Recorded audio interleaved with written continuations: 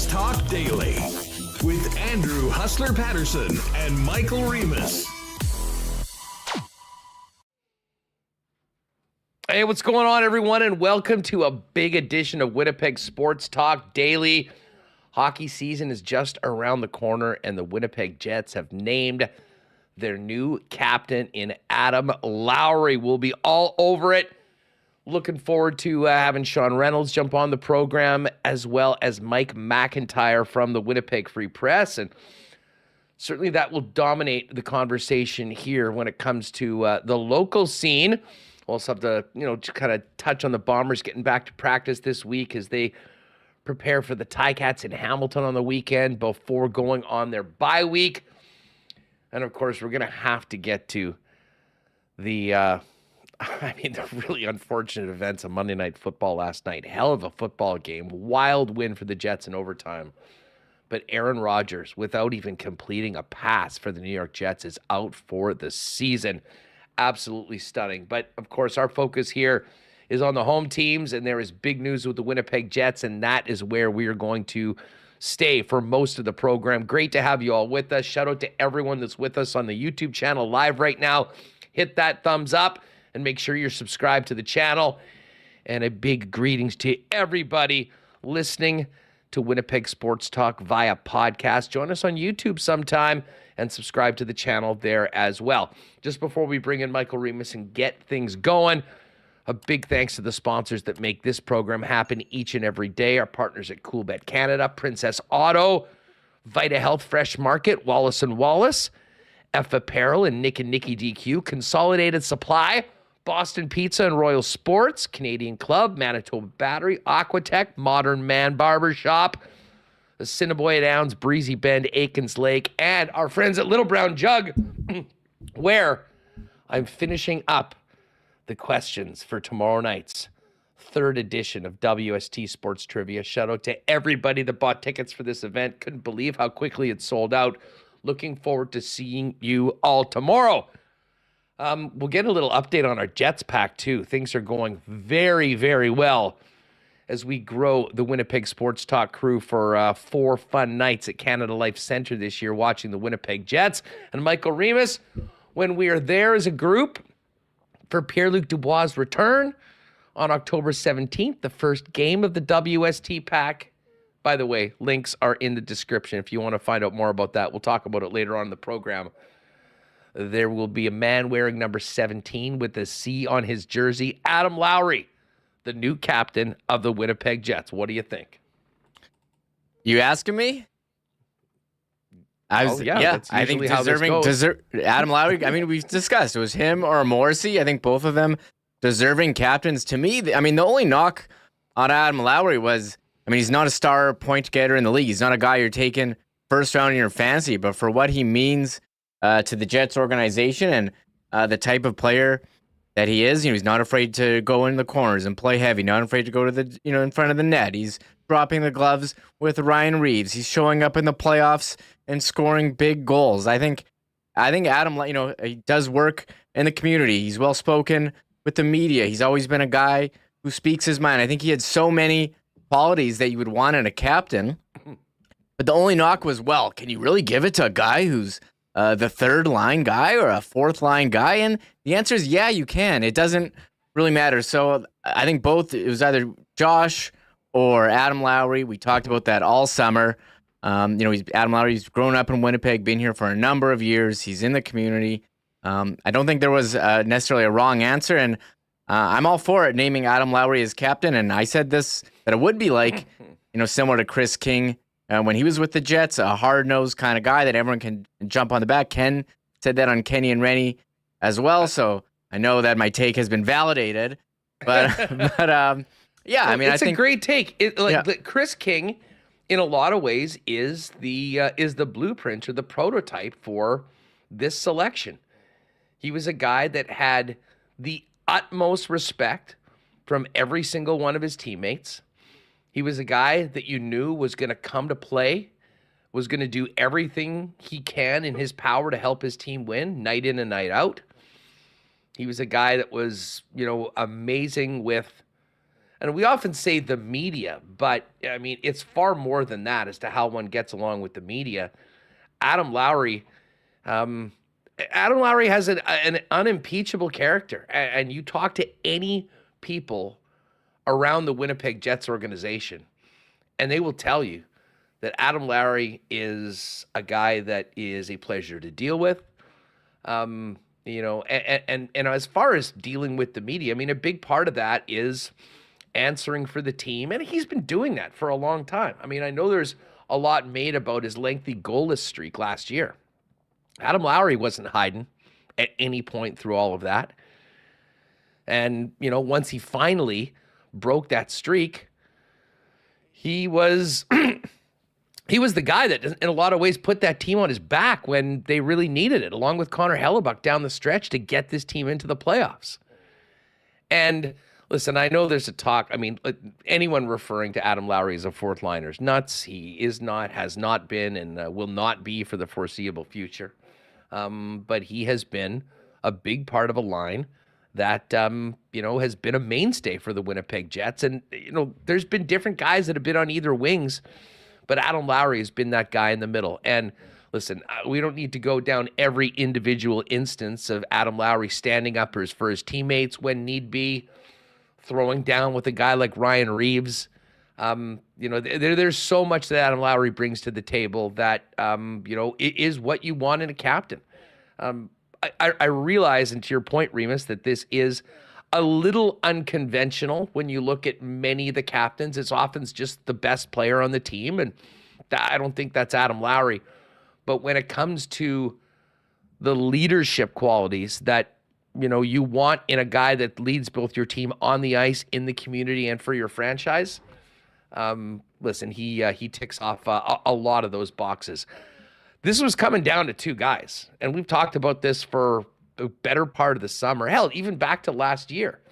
And I think depending on what has happened, there's been recency bias as to whether Josh Morrissey was a slam dunk for this, which certainly was the case mid-season. Adam Lowry certainly seemed like that guy down the stretch and in the playoffs last year. And now that there's been some time to think about it, Lowry is the guy. But, it was a two-horse race, if you ask me. 51-49, I don't think they could go wrong either way. But I do think that Adam Lowry is going to be a great leader for this organization. And he's going to be a guy that every single player in that room respects immensely. And as I said, couldn't go wrong either way, but definitely a good choice. Yeah, I think you're answering the question. Do players in the room, does he have the respect of the room? And I think we all know the answer is yes. And we remember the clip after, he fought Ryan Reeves and walked back into the dressing room. And that everyone has his back. He's got everyone's back. Again, he shows toughness, sticking up for his teammates, well-spoken, does work in the community, checks so many boxes. But oh no, he had 24 games last year in January, February. Didn't score a goal in those months. Only had five assists. I mean, you look at the other months, Huss. He was off to a great start. He had 6 points in 9 games in October, 6 and 12 November, 9 and 16 December.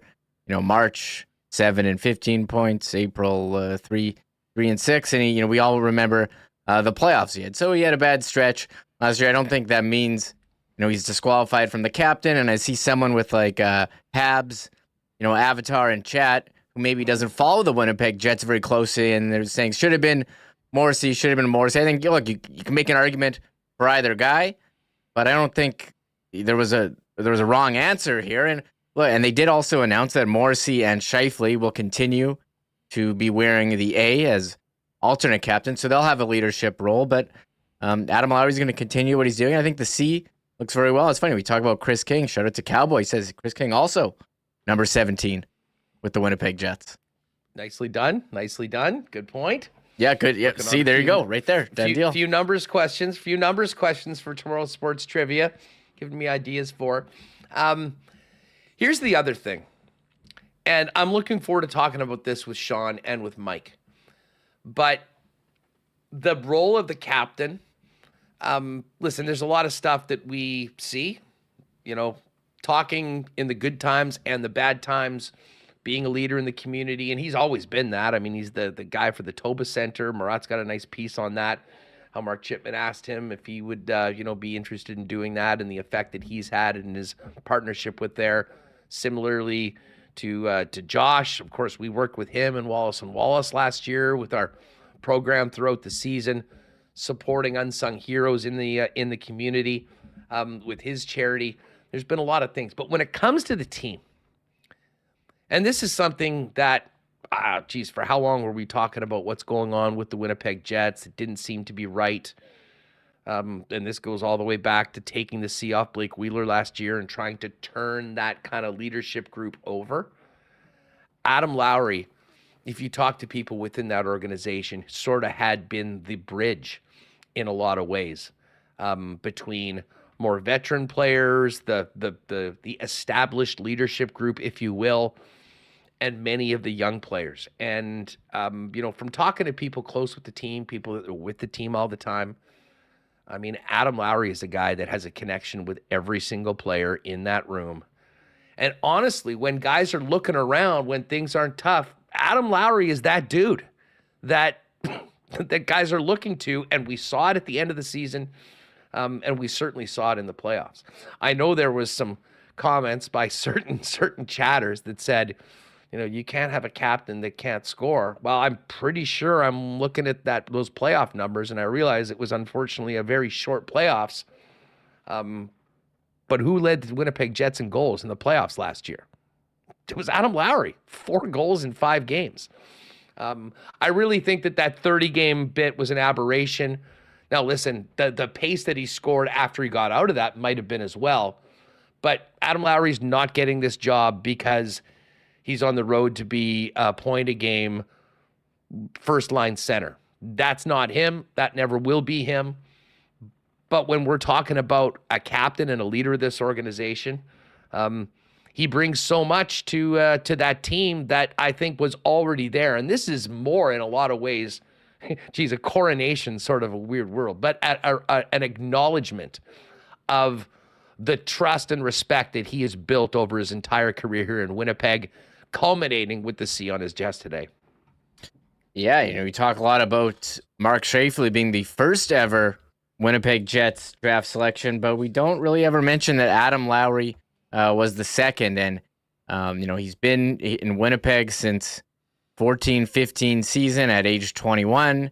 He's now, 29, turning 30. Just turned 30. Crazy. I remember him. I remember when they drafted him, having him on our old station he was in junior. So he was a captain in junior, and his dad was a captain. So I think he's got it in his DNA, and I think he's, you've looked at him and seen that he's future captain material, and the day is finally here. And there is, this is a bit of a transition period for the Jets, moving on from Blake Wheeler. And, we had talked briefly yesterday, are they going to name a captain or not? Because Vancouver named Quinn Hughes, and we mentioned there were, I think, 9 other teams as of yesterday, now 8, that didn't have a captain. But I think they needed to have a leader, needed someone that they can look to in situations, say, this is our guy. Because it seemed like, from, the end of season stuff last year that, even though they took the C off of Blake, he was still kind of the guy in the room. Yeah. And by the way, Sarah has a nice interview with Adam Lowry that they dropped this morning on the YouTube channel in advance of this. And there's also a interview with Bones about everything that had taken place. Listen, she talked about the whole thing. Adam Lowry's the captain and all that. But credit to Sarah for also talking and asking about how last season ended, both with his final statements and what they heard from the players. And Rick had mentioned that, that's all been dealt with in the summer. There's been conversations that's put behind them, and, that will be the case. And I think in a lot of ways, Lowry is a perfect guy to get everybody on the same page moving forward together. He has been said to be a bridge builder in that locker room. And he is a guy that I think has the makeup that, he'll understand what is best for the team. And I think, listen, and I'm not saying I think that there was going to be any big problems. I just think that, a lot of those things, you need to sort of talk through. It sounds like that's happened, but with a guy like Lowry as the guy in the room, I think they've got a very, very good guy to, to try to just maintain forward progress and the culture building that they've talked about and really been tried to do ever since Rick Bowness took over. And there were some real highs last year. I think the second half of the season was unfortunate and some of the old issues sort of popped up. Adam Lowry's been around for all of it, has seen it all. And I think, Remis, you also want a guy that is really locked in and invested in not just personal success, but the team, but also being, in a lot of ways, that culture carrier that this hockey club has needed as they moved on from Blake Wheeler, who was that guy for such a long time.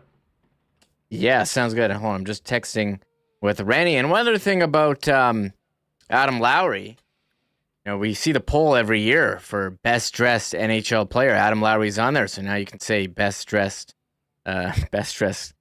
captain. Sorry, one second. I'm texting with Rennie. He's about a couple minutes away. Yeah, no problem. Let's listen. Let's hear the announcement first off. I mean, it's pretty brief, but we've got a quick bit from Kevin Cheveldayoff, who, on behalf of the Winnipeg Jets, introduced the next captain of the hockey club, Adam Lowry, this morning down at Canada Life Center. Here's the Winnipeg Jets GM. Adam embodies the characteristics and the class that the Winnipeg Jets value both on and off the ice. On the ice, Adam plays with a level of compete, consistency, character, and selflessness that makes him a valued and respected teammate. Off the ice, Adam is a consummate professional and a committed representative of our True North organization who recognizes and embraces his role and his place in the community, including through his charitable efforts in our city.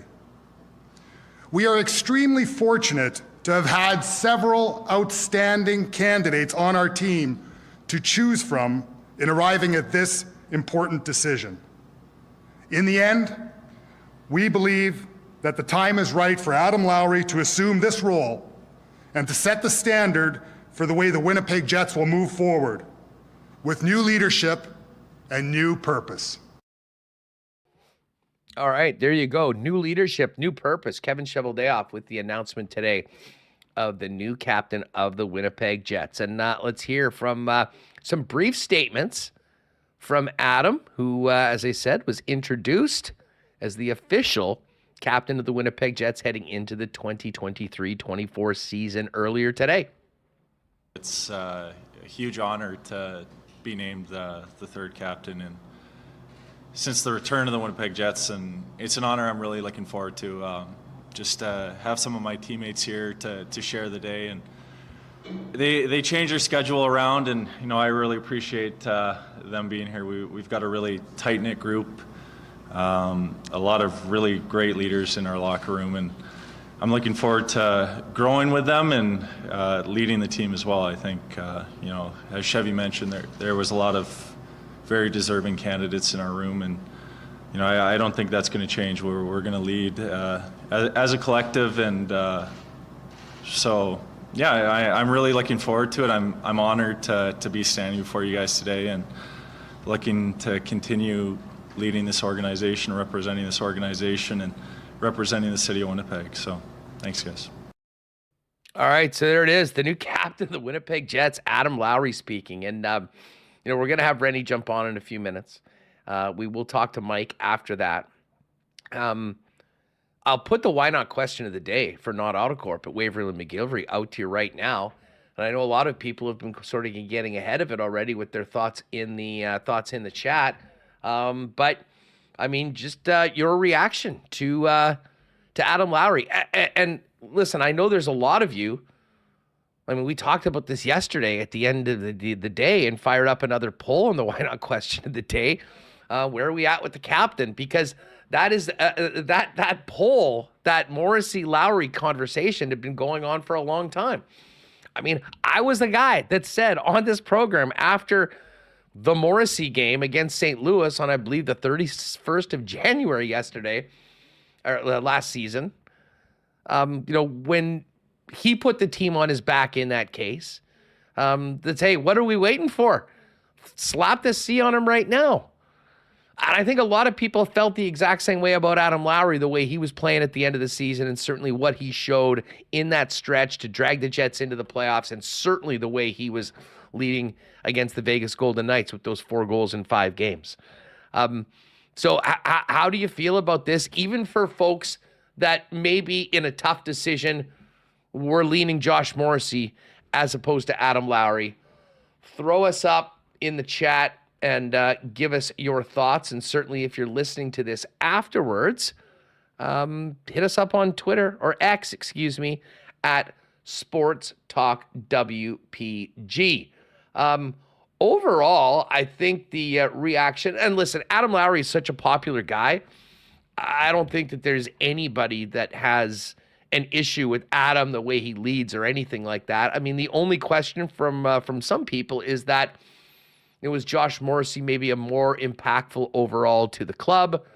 But again, like that, I don't think that changes at all with him continuing to be an A. Hell, he had an A on his jersey last year and had a career season, and was arguably the Jets' best player for pretty much the entire year. So I think that no matter who we were talking about getting the C today, I think the conversation would be quite similar. Because I think that the other thing that I'd said leading into this is that regardless of who gets it, the other guy, I can almost guarantee is going to be incredibly supportive and basically a de facto co-captain in a lot of ways. And on that point, our buddy John Mattis at the Score Ream is in Vegas for the NHLPA Player Media Tour, where they hook up a lot of things are recorded and done for the upcoming season. And it is interesting to note that Josh Morrissey is the guy that the Winnipeg Jets have selected to represent them there at this. But the quote to John from Josh at the media tour in Vegas was, quote, "The Jets couldn't have picked a better guy in new captain Adam Lowry." And for that matter, I was mentioning some of the people that are around the team that, you will talk to quietly about things. As I said, everybody loves Adam Lowry, the ones that are around him. And Paul Edmonds, I'm sure, would be near the top of that list. But here are just a tweet that Paul put out. Here are some reasons why Adam Lowry is the appropriate choice as the new captain of the Jets. Plays every shift passionately, stands up for his himself/teammates, and then in brackets, C.R. Reeves.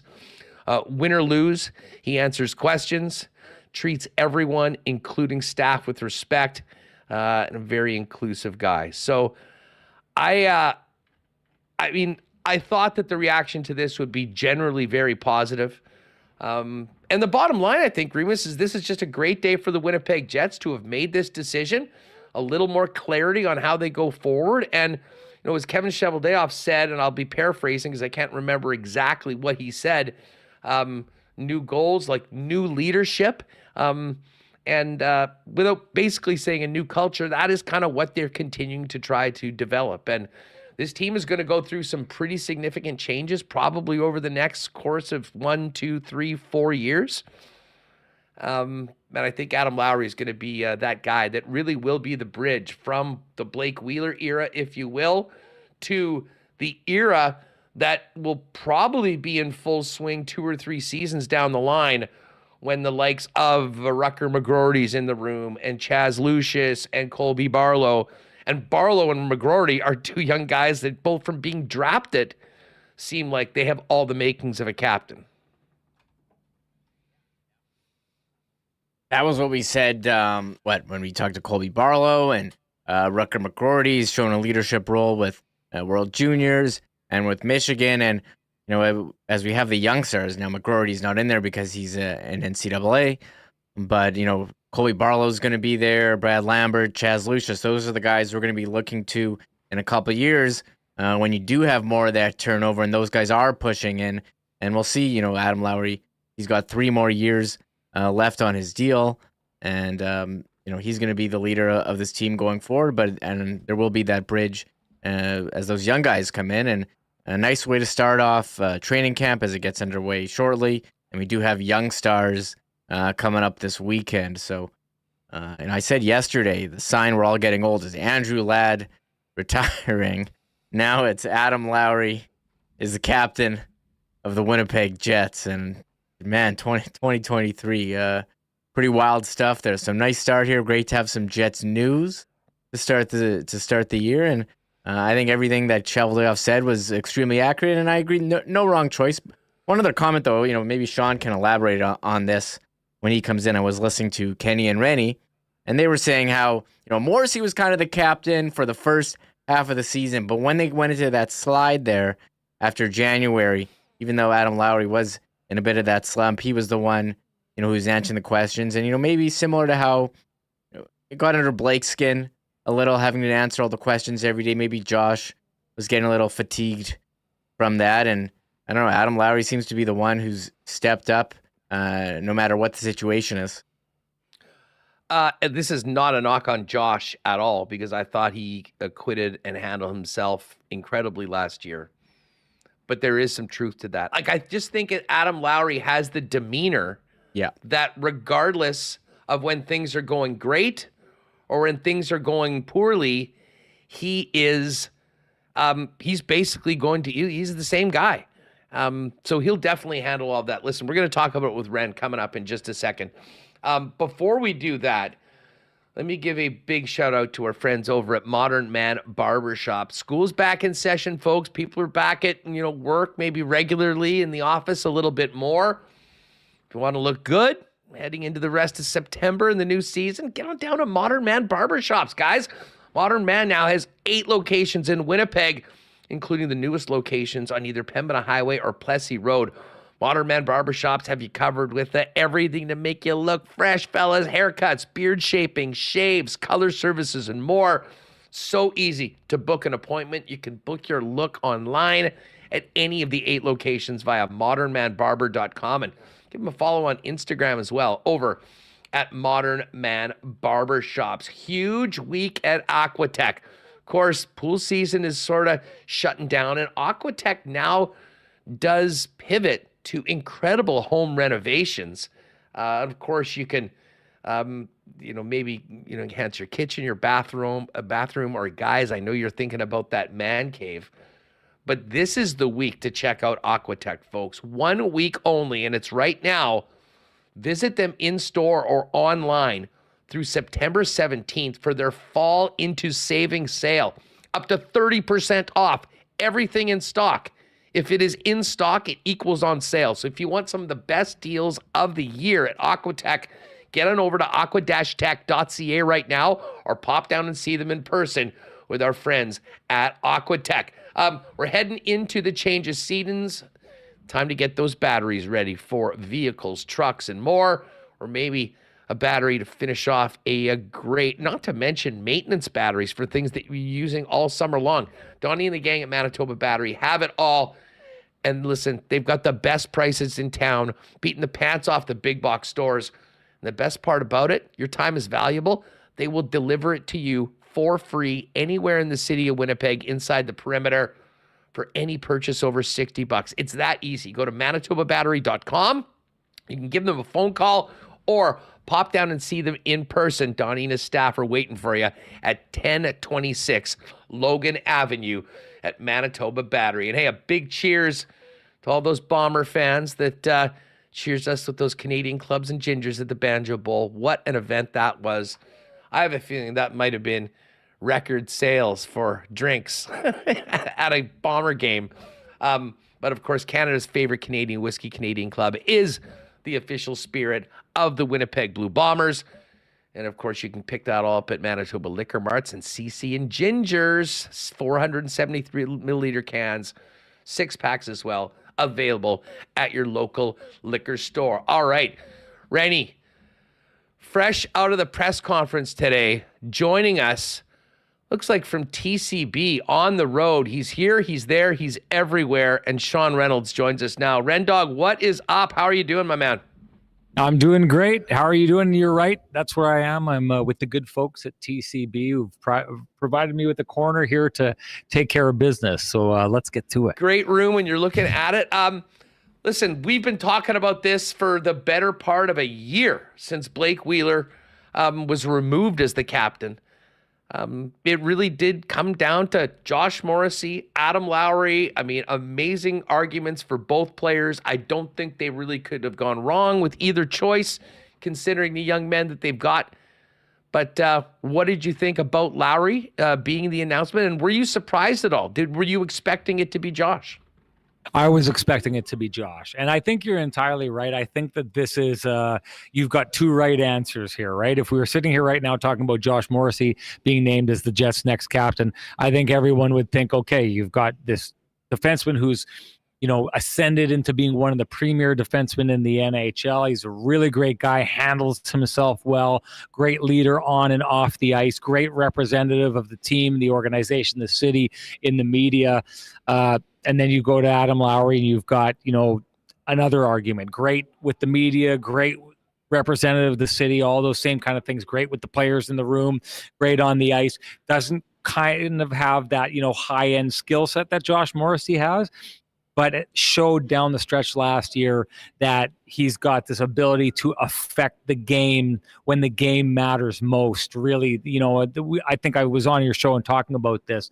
The argument for me is that I thought Josh Morrissey basically was the leader of that Winnipeg Jets team for a good 2/3 or more of the beginning of the season. But when the chips were finally on the table, it was Adam Lowry who really, I thought, dragged this team over the playoffs. So over that playoff line and then continued into the playoffs. So there was no wrong answer here, which may make it a little bit tough, Huss, because when you are the right answer, as Josh Morrissey was, and you end up being the wrong answer, you start asking those questions of what more could I have done to have secured the C? What else was there out there? What am I missing, right? And so, it'll be up to the Jets to kind of quell those questions, and maybe in the end it'll be easy for Josh to accept. Maybe it won't, but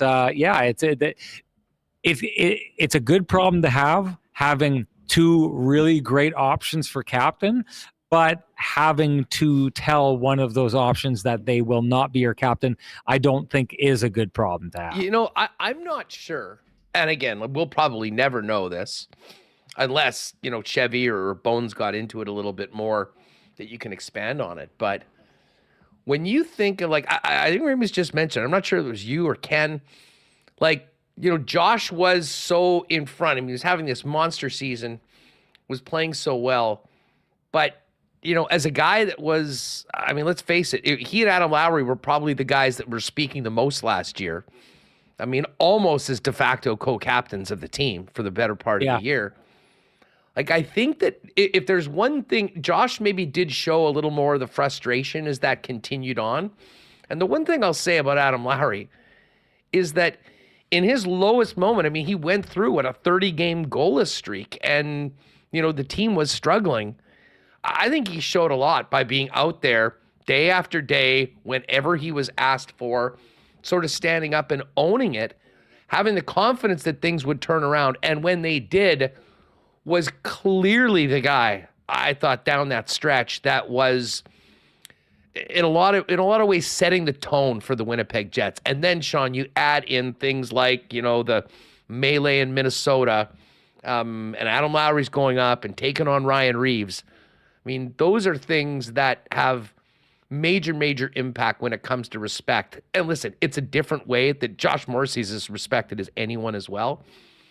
But I do wonder whether Josh would have wanted all that comes with the captain and the amount that, you're speaking on a day in and day out basis. And maybe because of Adam Lowry's role is a little different in it, that might be more suited, to be honest, for a lot of the things that come with being the captain, and let Josh focus on being a Norris Trophy finalist next year and playing his ass off every night. Yeah, there's a couple different things to unpack there. I do think that there's some disappointment there because Kevin Shoveldayoff said as much. He said that there was some disappointment with the other guys, but that they handled it professionally and handled it well, which you would expect. The other part about that is the load and how you would like to handle it.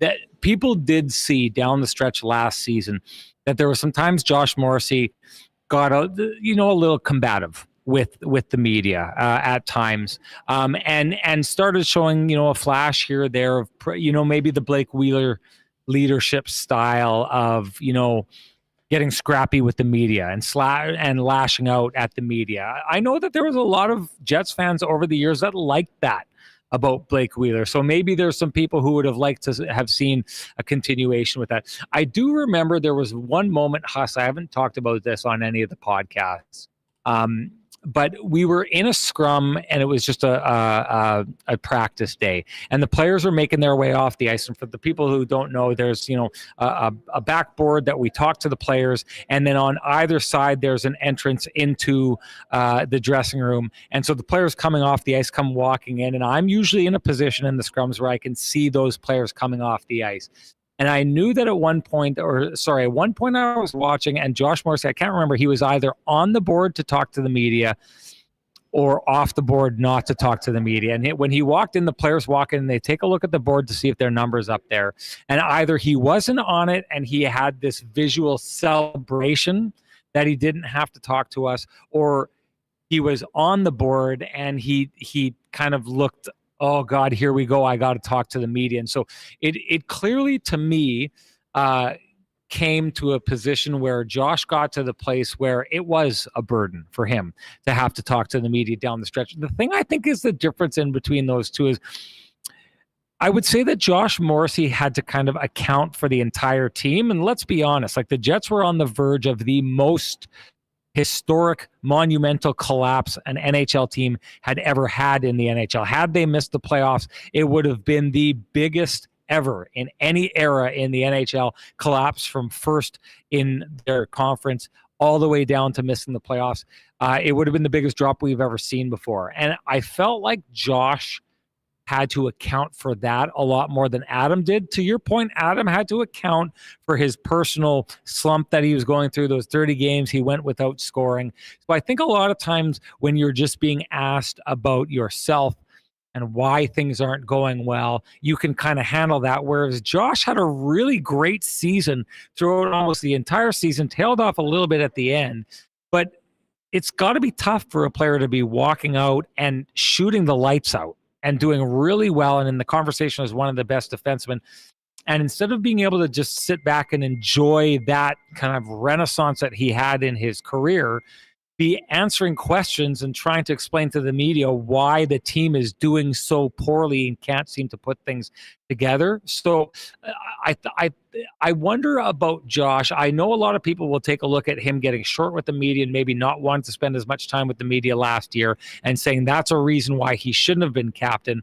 Whereas I see it as he got put through a real trying time, shot the lights out as a player in the process, and for the most part showed really well as a potential captain. And that maybe just if you give him another year, or if you put the C on him, that year of experience would have been invaluable and he would have been a great captain. Again, either way, I think both of these two guys are going to would have made a great captain. And I think Adam Lowry is going to make a great captain.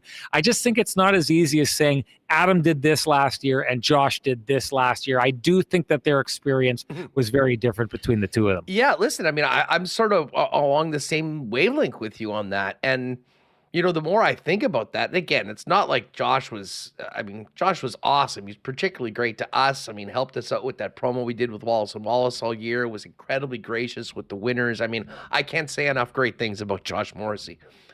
But we did all see the stress. And I mean, in a lot of ways, he was the leader of the team in a lot of ways because of the shine that he had with what he was doing on the ice each and every day.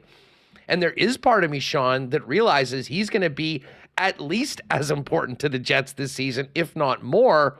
That do you want to put that burden, as much as it is an honor for sure, there's a lot that goes into it. And when already so much is expected of Josh Morrissey with everything that he does, on the ice and in the community, much like Adam Lowry.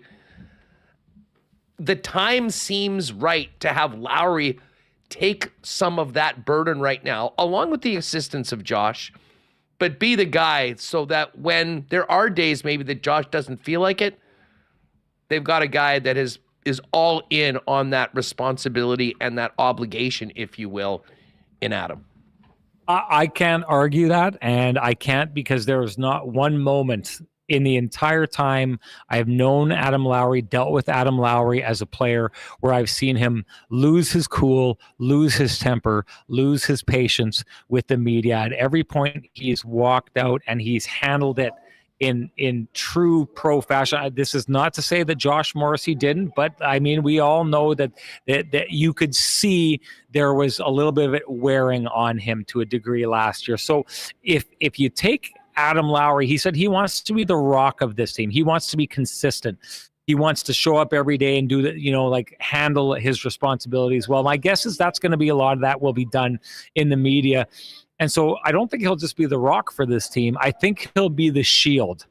And I think he'll shield guys like Josh Morrissey in the moments where maybe things would get, to be a bit of a tall order. So I understand the philosophy behind that. The one thing that I think is interesting about this is if we were sitting here today and Josh Morrissey was named the captain of the Winnipeg Jets, I don't think anyone would think that Adam Lowry would be upset about it or like, I think everyone just knows Adam would have been like, hey, I'm an assistant. I've locked in. I believe in this town. I believe in this city. I just don't think that there would be any question about that. I do think that the C could have been used as an opportunity with Josh Morrissey as something to get him just that much further entrenched in the city of Winnipeg and that much deeper burrowed into its fabric. And I don't think that you needed to do that with Adam Lowry. And maybe that's why he's the captain. Maybe he's just so entrenched in the city of Winnipeg that you wouldn't need to name him the captain to get him further entrenched. And that's why he should be the captain. But I do think at times the C can be used, the letters can be used as a tool in which to further sew the relationship together between a player and an organization and a player and a city. And I do think if you were looking at it from that perspective, Josh Morrissey would have been more the player that you would have gone to for that. Yeah, the one thing I'll say is that that I think has happened and has already happened, will continue to happen because they got his name on an 8-year contract extension. No doubt. So no doubt. Unless they decide that they're going to move on, which I don't think is in the cards, he certainly will be there and be in lockstep. And as I just mentioned, John Mattis talked to Morrissey in Vegas out at the media shindig that they do with a select player from everyone. And he said, I believe the quote was, they could not have picked a better guy to be the captain and be our leader. And listen, I would have expected Adam to say the exact same thing if it went to Josh. As far as the team goes, because it's obvious, like we talk a lot about what we see.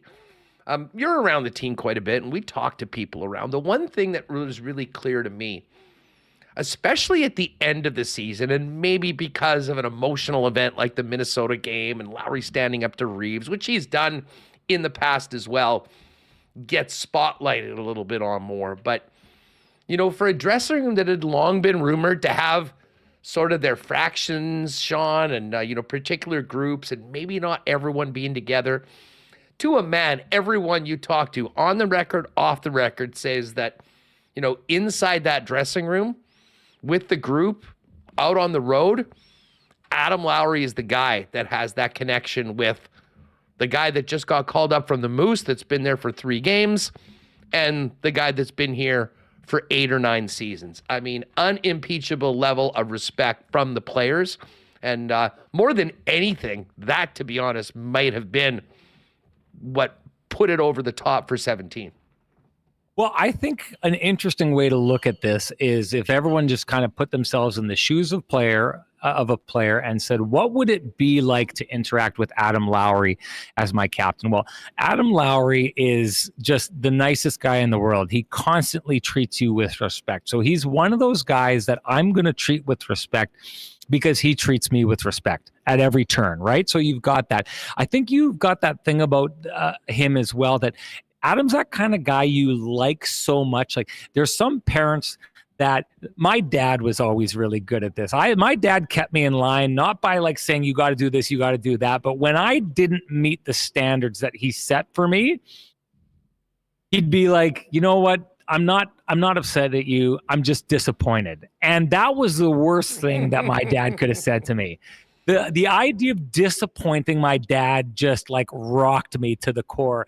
And I think Adam Lowry's got that characteristic. Like, I think I'm going to do right in that room because I don't want to let Adam down because I like Adam too much, right? So I think he's got that factor going. I think he's got the nice guy factor going, the respect factor. But the other part about that, we see this time and again, is if I go and I see Adam, who's nice and he's always supporting me, and then he goes out on the ice and someone's messing with me, and Adam steps in there and does what he did against Ryan Reeves and comes walking off the ice, and what I think is one of the most iconic videos of Winnipeg Jets 2.0 that we have ever seen, when he comes walking down the tunnel after that fight. And you see guys like Brennan Dillon slapping him on the shoulder, and you see the way they're responding to what he just did, and you see that look on his face. So Adam Lowry, if he wants to be, is a scary individual. He is huge. He is strong. He's athletic. He can do all these things. And so there's that thing, Hustler, you're going to get this. You've been around sports a long time as well. You're going to get that those nice guys who, you know, if they ever snapped, could break you in two like a twig. There's a level of respect for those guys too. A, because you don't want to mess with them because you don't want to get snapped in half by a twig. But B, those guys could control you by choosing violence, and they just never do. And that creates a kind of a leadership style that you want to follow as well. So to the point that you just made, there's a million reasons to pick this guy. He's got all the tools in the toolbox, and there's a million reasons for me as a player to be in that room and look up to that guy and follow him to the word. You know what? I mean, listen, I don't want to make more of it than it is, because I know we don't see a ton of fights right now in the National Hockey League, but I couldn't agree with you more, Sean. I mean, that incident in Minnesota against the biggest rival, when things were going the way they were for the Winnipeg Jets, you know, the message that sends to every other guy, don't worry about it. I got this. Yeah. Reeves, I'm here. And I mean, again, against arguably the toughest dude in the entire league. I mean, that just... that is true leadership. And as much as it might be a painful way to earn it, he has done that. And I really do think that incident, that game in particular, and he obviously was on a strong run of play at that time, getting the team into the playoffs. And then what he did against Vegas, I mean, to me, Sean, that in a lot of ways might have been when this all was sealed. Oh, yeah. Well, I had said that. I thought that moment was the moment that won the captaincy for Adam Lowry. And if you take a look at it again, it's the reaction. It's the way that his teammates looked at him after that happened. That if I'm a coach and I'm seeing these videos and I'm hearing the reaction of the guys on the bench, it's like, yeah, that guy has won the hearts and minds of this team. I think that's the moment that did it. And then I say, like, it's just a big fat cherry on top afterwards, how he continued to play into the playoffs. Like, Adam Lowry raised his game to a level that he was just on Kenny and Rennie, and I believe he said it's some of the best hockey he's ever played in his career was with the Winnipeg Jets down the stretch. Well, agreed. Is there a time that the Jets needed that more from Adam Lowry in his tenure with the Jets than then? Like, this guy literally picked up a team, threw it on his shoulders, said, I'm going to score, I'm going to hit, I'm going to shut down the other team, I'm going to fight their toughest guy, I am going to play every single role you need me to play to get you into the playoffs, and then I'm going to hop into the playoffs and I'm going to continue doing it. I mean, that there wasn't an exhale from Adam Lowry. Okay, we made the playoffs. There wasn't that's good enough. My job here is done. Now you guys pick it up. Adam Lowry just turned to a point where he was going to ensure that the Winnipeg Jets were getting to where he wanted them to go, and he did it. And so I will say this again. I think Josh Morrissey was their leader through the first 2/3 of the season, if not more. And I don't think that can be discounted, because I think he led that team longer than Adam Lowry did. And I think that there was maybe a little bit of being tired down the stretch that made it so that he couldn't necessarily, lead the team the way he wanted to down the stretch. And I do think that Adam Lowry had a clear runway to do what he did because Josh Morrissey had carried the torch for so long. But listen, in life, it's like this in hockey. It's like this in our business. It's like this everywhere. When an opportunity presents itself, if you can seize that opportunity, you get the spoils from that. And Adam Lowry most definitely seized his opportunity when it mattered most. And I think it's why he's wearing the C today. Rennie, before we go, I just want to ask you about Lowry in particular and how you think that this, it doesn't change the person that he has, but he is in a different role now. He has been elevated to the leader of this team. He's going to do everything with us, with the media, for fans, whatever. That's happening. I think he knows that's part of the job. He'll do it very fine. What do you think this does to Lowry's spot inside that dressing room? And just his appointment as captain does to the team going into this upcoming training camp and season? Well, I think it all depends on how he responds. The one thing that I think Adam Lowry was really strong on today is he's not throwing Blake Wheeler under the bus. And to get back up a little bit and just and kind of explain that, there's been something that hasn't been there for the Winnipeg Jets. And the biggest thing that we look at is whatever it is, their culture has not led to success on the ice, right? And under Blake Wheeler's leadership, under his tutelage, that's where the Winnipeg Jets have gone. I heard Kevin Cheveldayoff talk over and over about change today, and I personally think that one of the messages in there is that he wants this team to go in a different direction than Blake took it. Adam on our show, we to pump Kenny and Rennie. I guess that's why we're here to a degree. Adam didn't necessarily see it that way. He saw it just as, they've traded Pierre-Luc Dubois. They've brought in different players now. It's a different direction. But I do think in order for the Winnipeg Jets to kind of get beyond be more successful than they've been in the last number of years, is that culture to a degree needs to change. So I think I would just say it this way. Adam Lowry is going to come in here. He's going to be Adam Lowry. He said that clearly. He's just going to lead how he knows how to lead. But I do think Adam is going to, at some point, have to get cognizant of the idea of leading this team in a different direction that it's gone in the past, in a different leadership direction than it's gone in the past. Because I do think that culture-wise, Blake Wheeler was the culture carrier for so long. There were issues that happened in the dressing room, we know, because of that. And we do know that results-wise, the results were mostly going downwards under his time as captaincy. So Blake Wheeler, I think, needs to get in not Blake Wheeler. Adam Lowry needs to take this team in a different direction. He needs to be cognizant.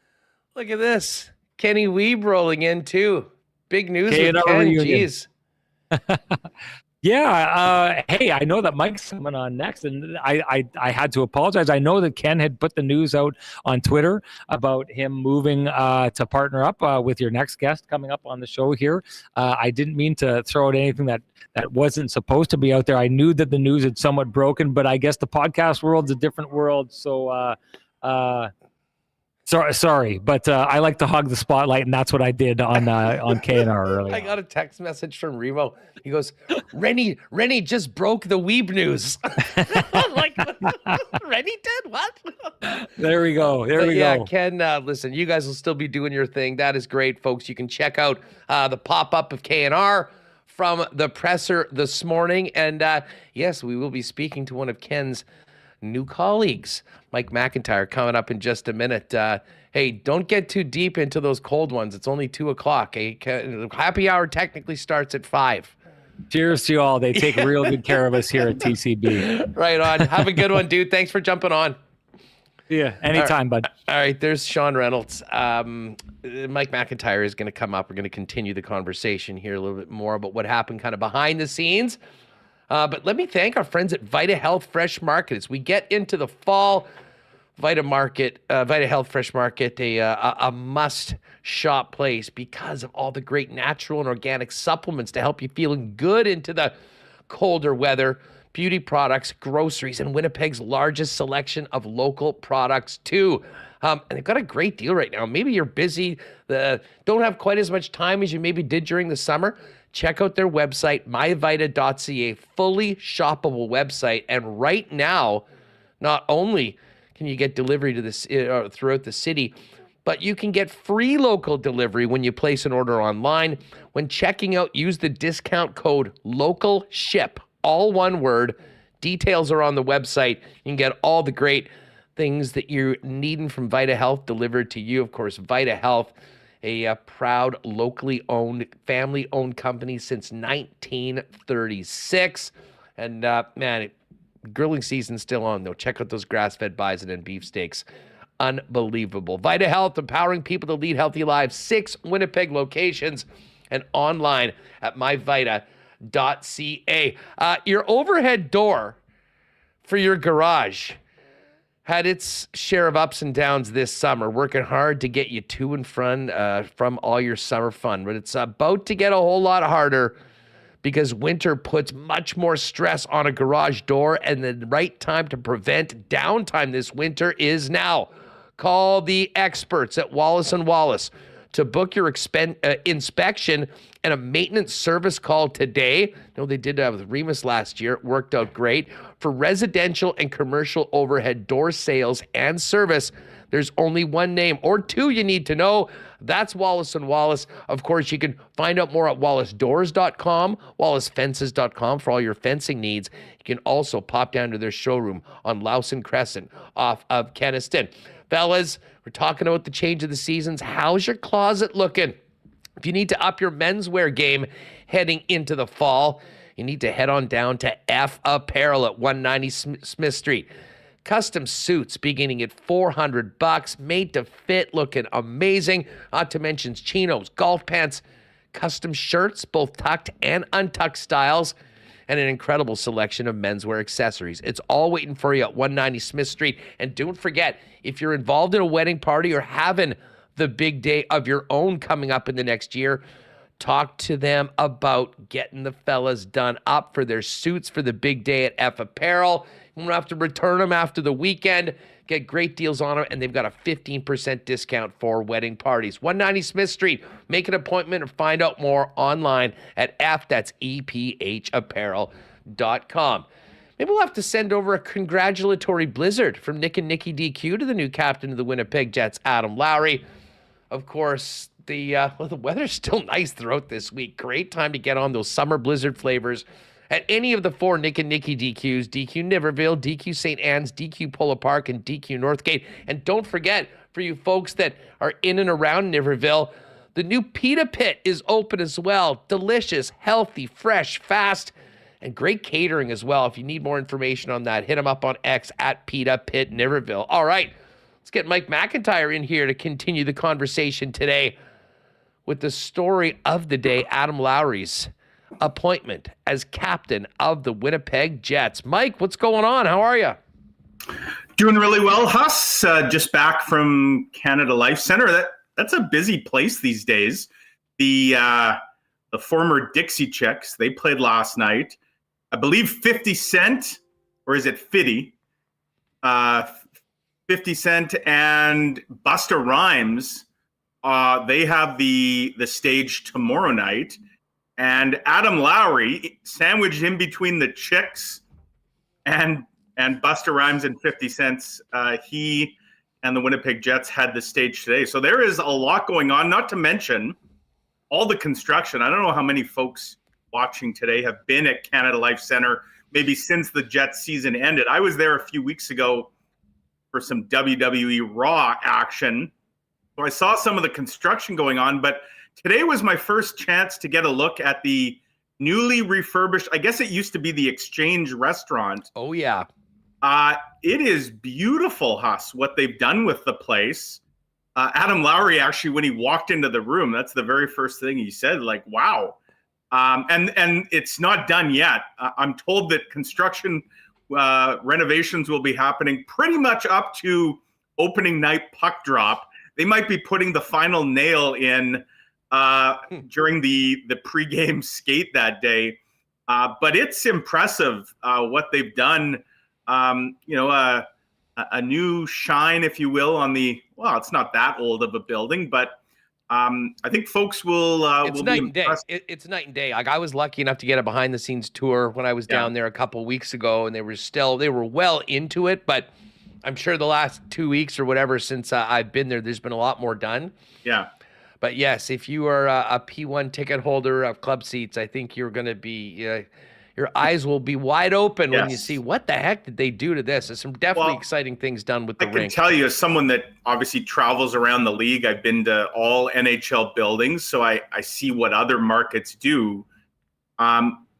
This puts the Jets in line with what a lot of high-end NHL teams have done with kind of that specialty access and that kind of VIP area for fans. It reminded me a little bit of what the Dallas Stars have, a really nice area in their rink. And there's lots of teams too. I think Vegas does as well, kind of become a trendy thing. But, the Jets may be a little late to the party, but I think folks will say it's well worth the wait. Of course, we're not here to talk about the new look building. We're here to talk about the new look team. And that was the main event today with the unveiling of Adam Lowry. Huss, I go back, you and we discussed this many times over the summer.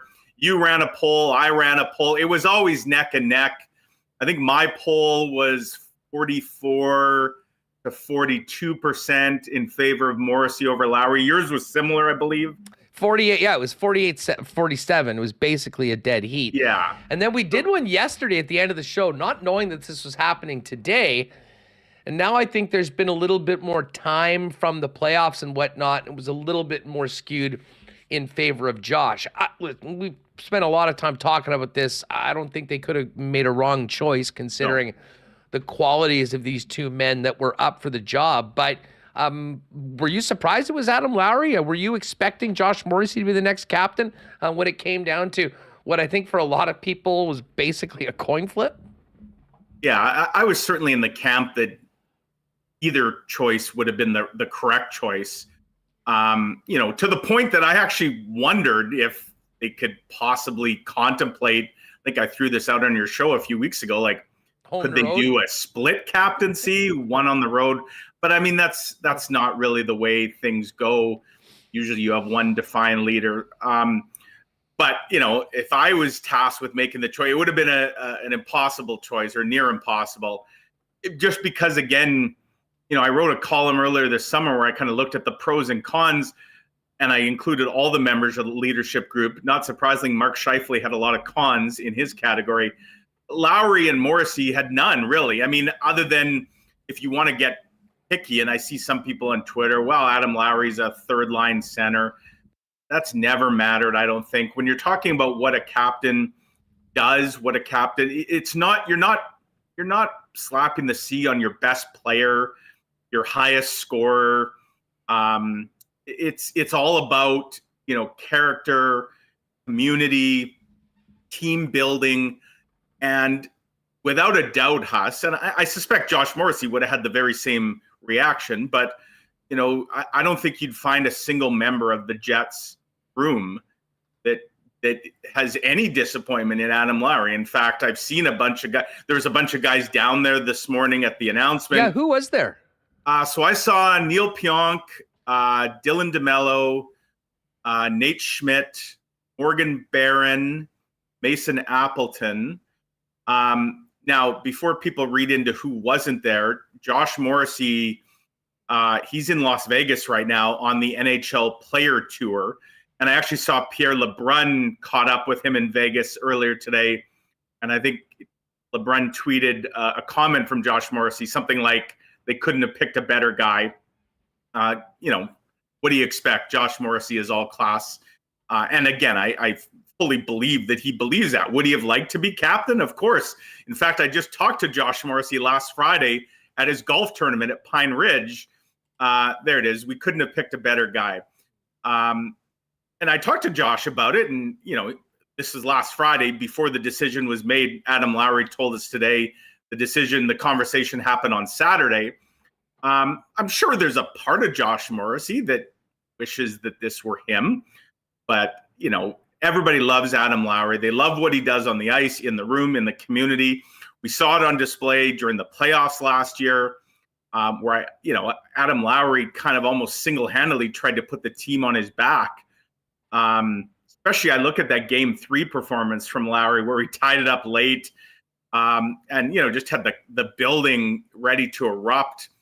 Obviously, the Jets didn't win that game, but, I think Adam Lowry brings a lot of the things that Kevin Shoveldayoff, Rick Bowness, and the organization as a whole want to embody. They want players to approach, their job the way Adam Lowry does. And Adam Lowry today talked about making players feel a little bit bigger, a little bit stronger in what he does. He talked about kind of having that protector role. So I think, Adam Lowry, a little surprised by me, maybe, because I probably would have given Josh Morrissey just the teeniest, tiniest edge. But again, absolutely no qualms at all about the choice. He's going to be a great leader for this team and this organization and this city. Mike, it was funny listening to Ren. Well, not funny, but we were just kind of talking more about this and talking this through. And as we were having the conversation, we talked about the stress that I think Josh was definitely feeling as the season sort of felt like it was slipping away. And let's face it, the good vibes that were there in the first half of the season were not there. And I think it was pretty clear that it was taking a toll on him and at some point. Lowry, for his part, went through a 30-game slump of not scoring, which I think was a big story, and yet still came each and every day with the same demeanor that he already has. And to be honest, looking back at the way that season went, with Morrissey being just so brilliant on the ice, but also carrying a big burden, I'm not sure that this might not maybe be a good thing for Josh, in that he is leaned on so much to do so many things and is still wearing an A, is still one of the faces of the franchise. Like, obviously there's an honor to being the captain, but I think if you remove that and just think about the grind of the season and everything that comes in with the captaincy, I think Adam Lowry maybe has a little bit more room to do that. And I think that might help Josh, have a season like he had last year again, hopefully, for the Winnipeg Jets. No, I agree 100%. And, Josh Morrissey, he's the number one defenseman on this team without question. I don't think it's any shock to say Adam Lowry's not the number one forward on the Winnipeg Jets. He's not the number 2 or 3 or probably 4 or 5, 6. He's the heart and soul of the third line. Right. And the PK. And so I think you're right in that, especially in a Canadian market, we know how passionate Josh Morrissey is. And I agree with you last year. There were times the strain, Josh Morrissey was wearing the strain of the season kind of swirling around the drain.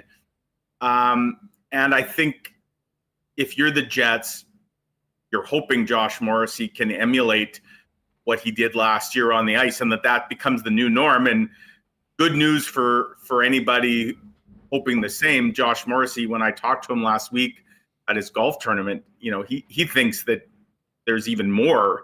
And in fact, his whole summer of training, he said, has been with that in mind. But you're right. Focus on being the number one defenseman, being the kind of anchor of our blue line. And we're still going to hear a lot from Josh Morrissey. As you say, he's an alternate.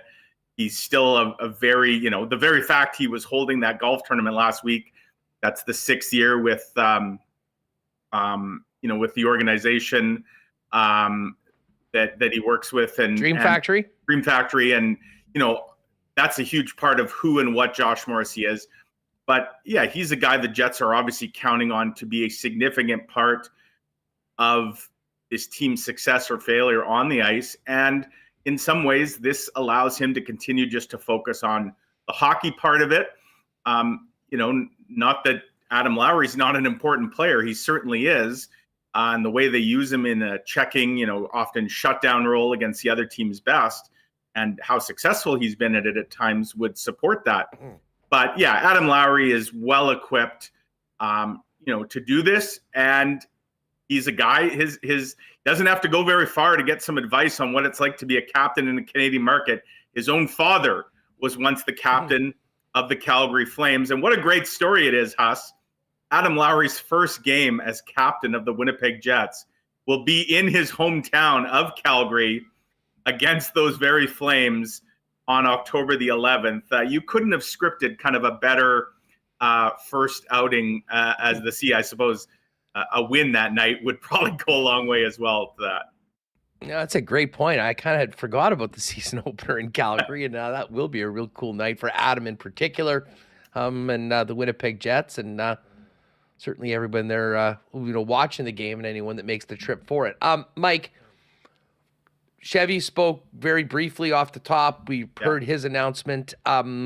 Rick Bowness, I know, sat down with Sarah, but you were there. It was a very unfortunate timing with the start of our show. I would have loved to have been there, but did you talk to the general manager or the head coach? And what did you get from those guys on both today's announcement, this decision, and anything else that might be of interest to everyone joining us on Winnipeg Sports Talk?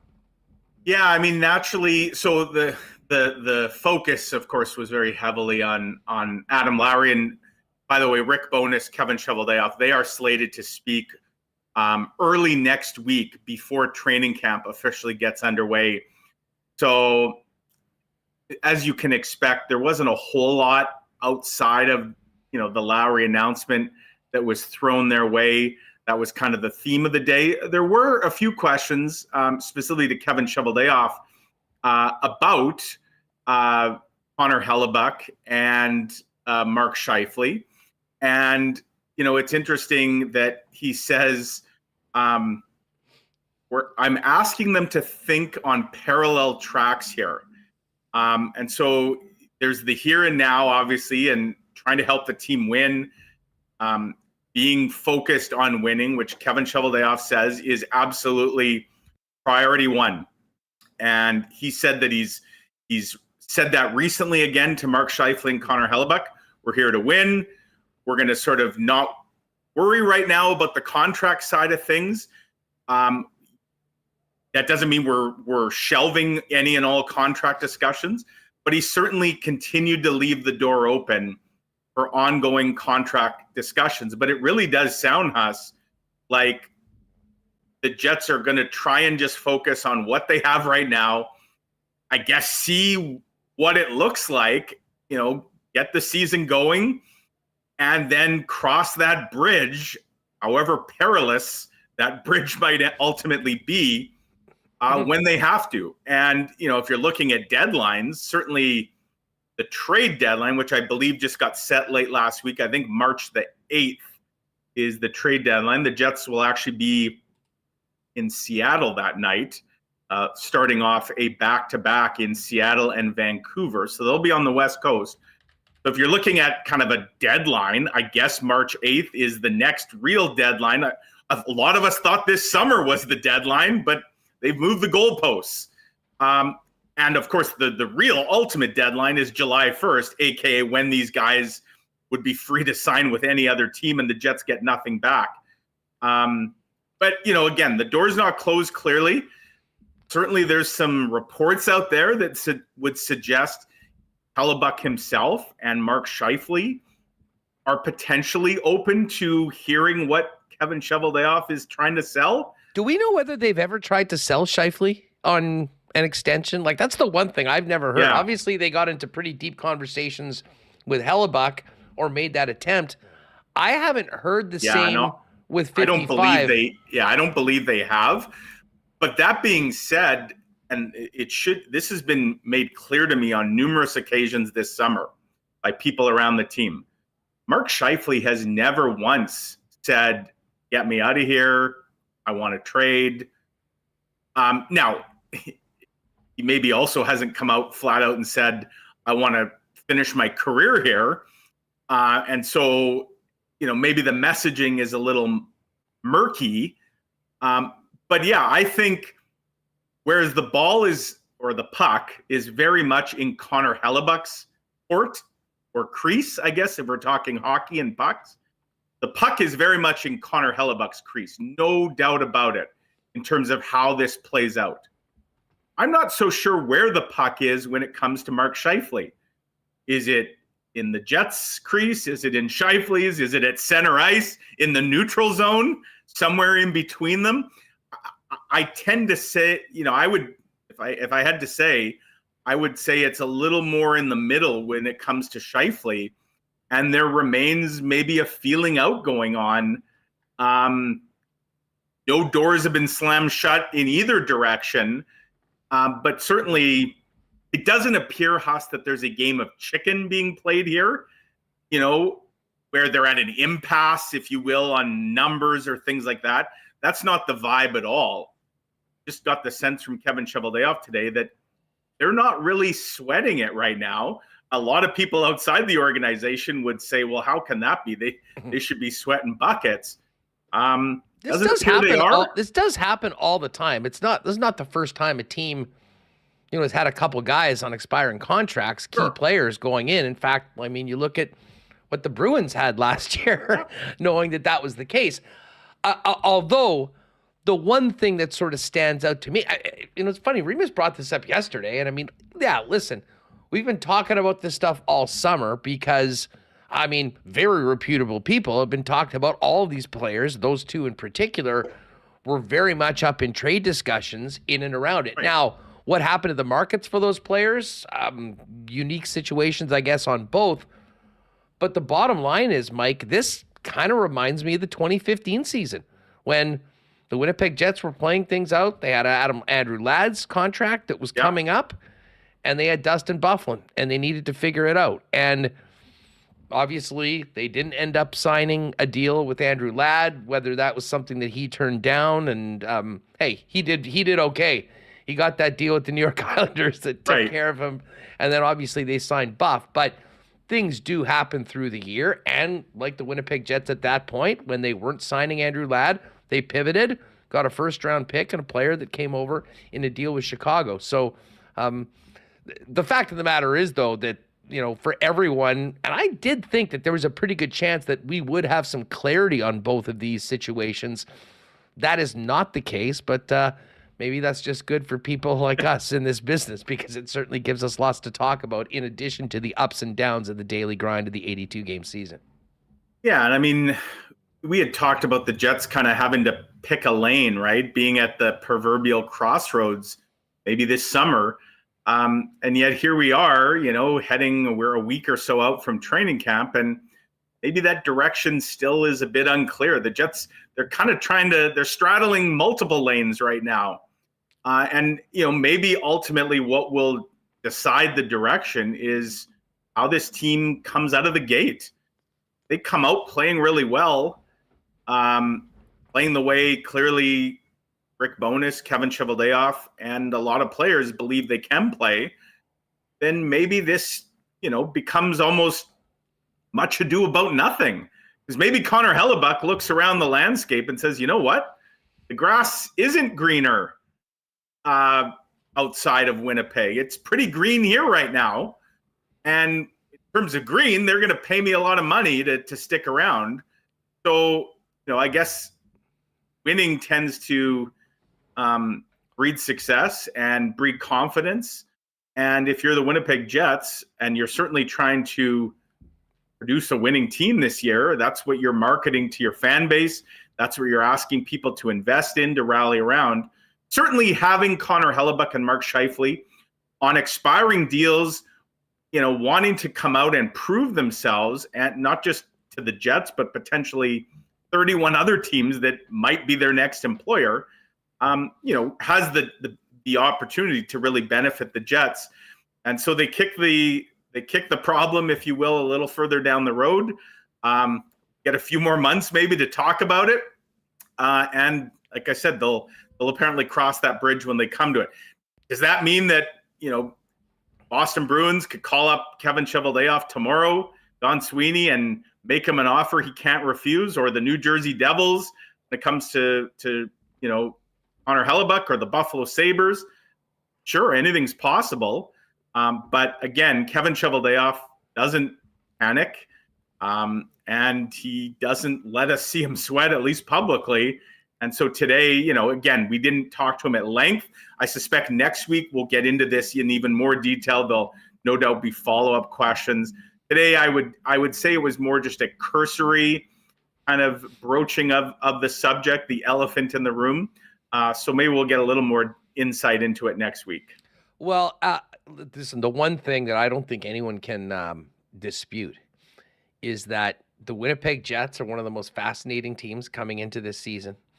And to your point, Mike, like the first 25 games of this year could absolutely shape which side of the fork in the road that they go down. Like if this team has a great start, if what happened last year happens again this season, right, I think it's game on for this year. And I think you're probably talking about an extension or hopefully revisiting it with Hellebuck. Yeah. And I mean, for Mark,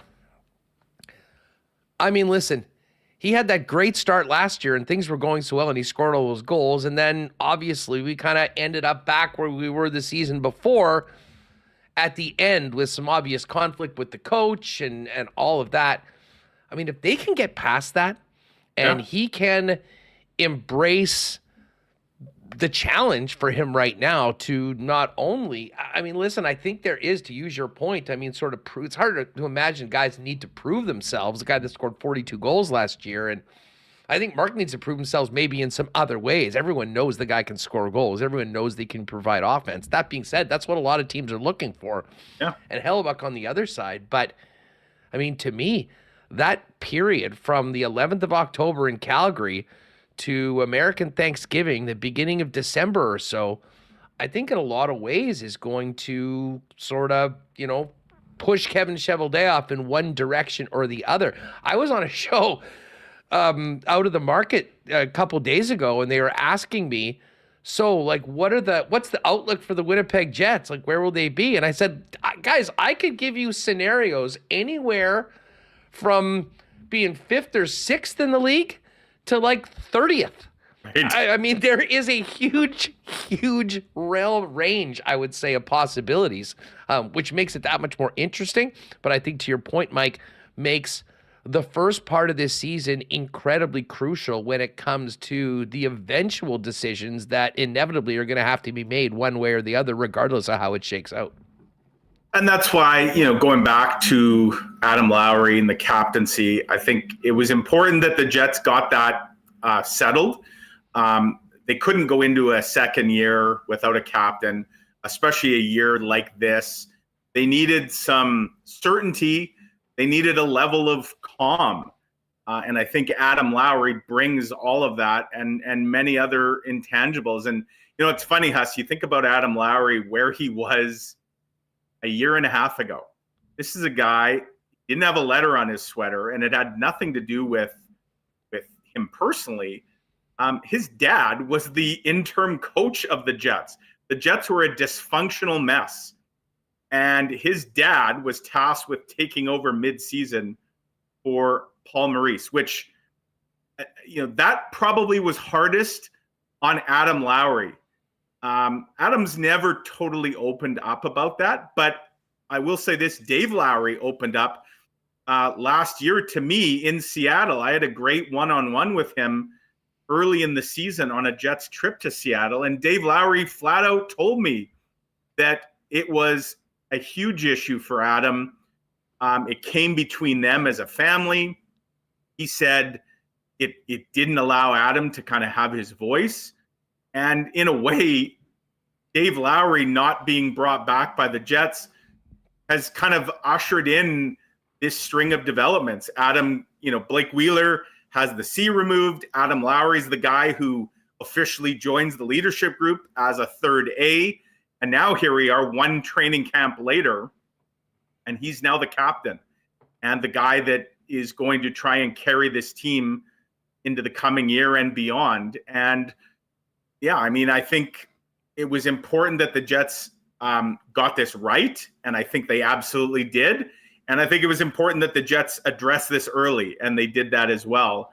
Just as Adam Lowry checks off all the boxes, the Jets checked off a lot of important boxes as well, as they now get set for what will be a very important and interesting training camp. And as you say, a fascinating start to the regular season that in a lot of ways is going to, dictate maybe which direction this team ultimately goes. Yeah. You know what? Yeah. You just mentioned that 2 seasons ago. I mean, that was insane for, listen, it really did suck for Adam. And I mean, you felt for him. I mean, and in some ways I felt for Dave too. I mean, it was just such a weird, bizarre setup for professional sports in this age. And yes, it was forced by Maurice quitting basically out of the blue and walking away.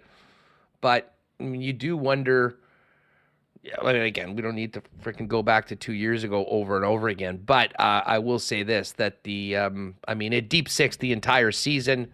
And I think it took a lot of work for Bowness to come out. I know you got to run. Say hi to the rest of the gang there just quickly. Did Bones have anything to say? I did see Sarah ask him about, mending fences, if you will, considering the way the season ended and a bunch of calls happening over the summer. Well, and it's interesting, Rick Bowness, and we learned this about him last year. I remember being in Dallas, I think for the season opener last year, Huss, and I was talking to Tyler Seguin and Jason Robertson, and they were talking about how hands-on Rick Bowness is with the players, talking about how he'd go out for beers with them when he was an assistant coach, and how he really takes pride in kind of getting to know these guys away from the rink, develops these relationships.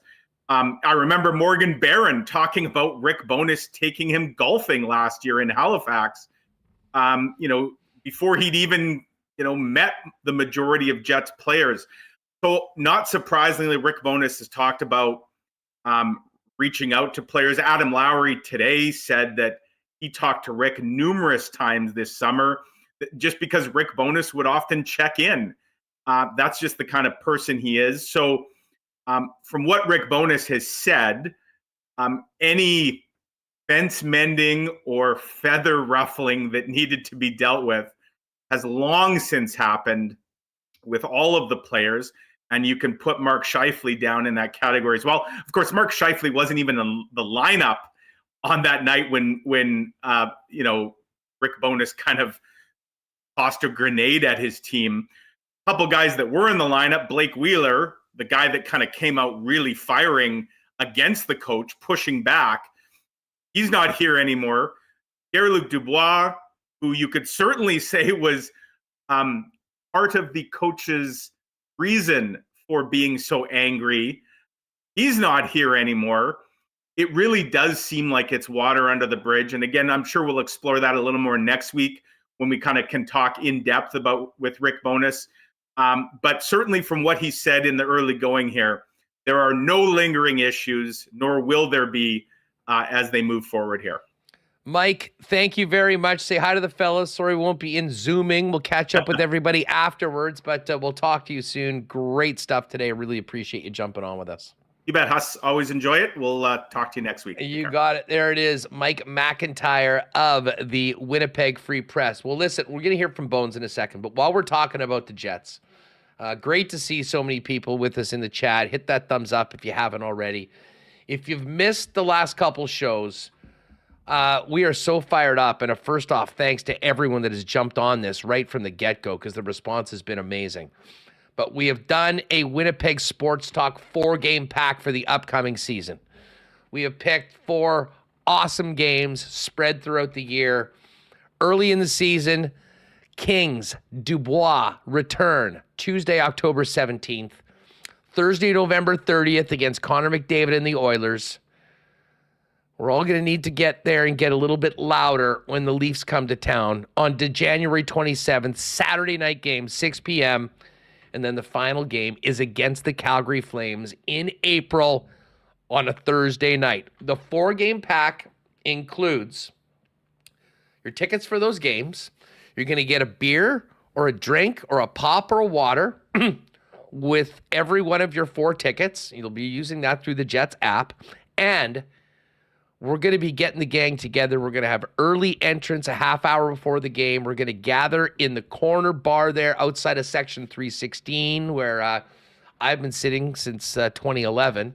And it's going to be a blast. We'll have some special raffles and whatnot. We'll kind of do a little powwow get together. And with the response we've had so far, I think we're going to be able to crank it up a notch in the corner. So if you are interested in this, there is a link in the description of the video.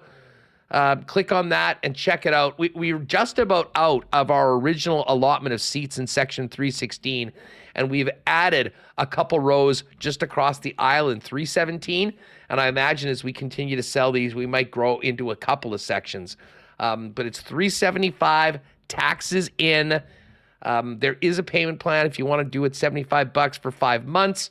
But it's all there. Go pick out some seats, join us, and as I say, I think you'll love the section too. If you haven't sat there before, Jets attack zone in the first and third periods, bathrooms just outside the door, the bar's right there, easy in and out of the rink. It's a great spot to be. So, Winnipeg Sports Talk Jets Pack, join us for it. Link is there. And if you're listening on the podcast, go to winnipegsportstalk.com. There's a link right there. Get on it, and we will see you on October 17th for game 1 of our 4 games together in the rink this year. And thanks again to everyone that's jumped on. Tell your friends if you've got a business that wants to get, some tickets. Maybe you use them personally a couple times and give them away to folks. I guarantee you we'll have a lot of fun in the Winnipeg Sports Talk section for the 4-game pack coming up this year. All right, we're going to hear from Bones in a minute. I should thank our friends at Princess Auto for their support of WST. Princess Auto is where you'll find the best deals on the most unique assortment of tools and equipment around. Everything you need to complete the projects on your list or start something new is at Princess Auto. 2 Winnipeg locations, Panet Road, Portage Avenue West.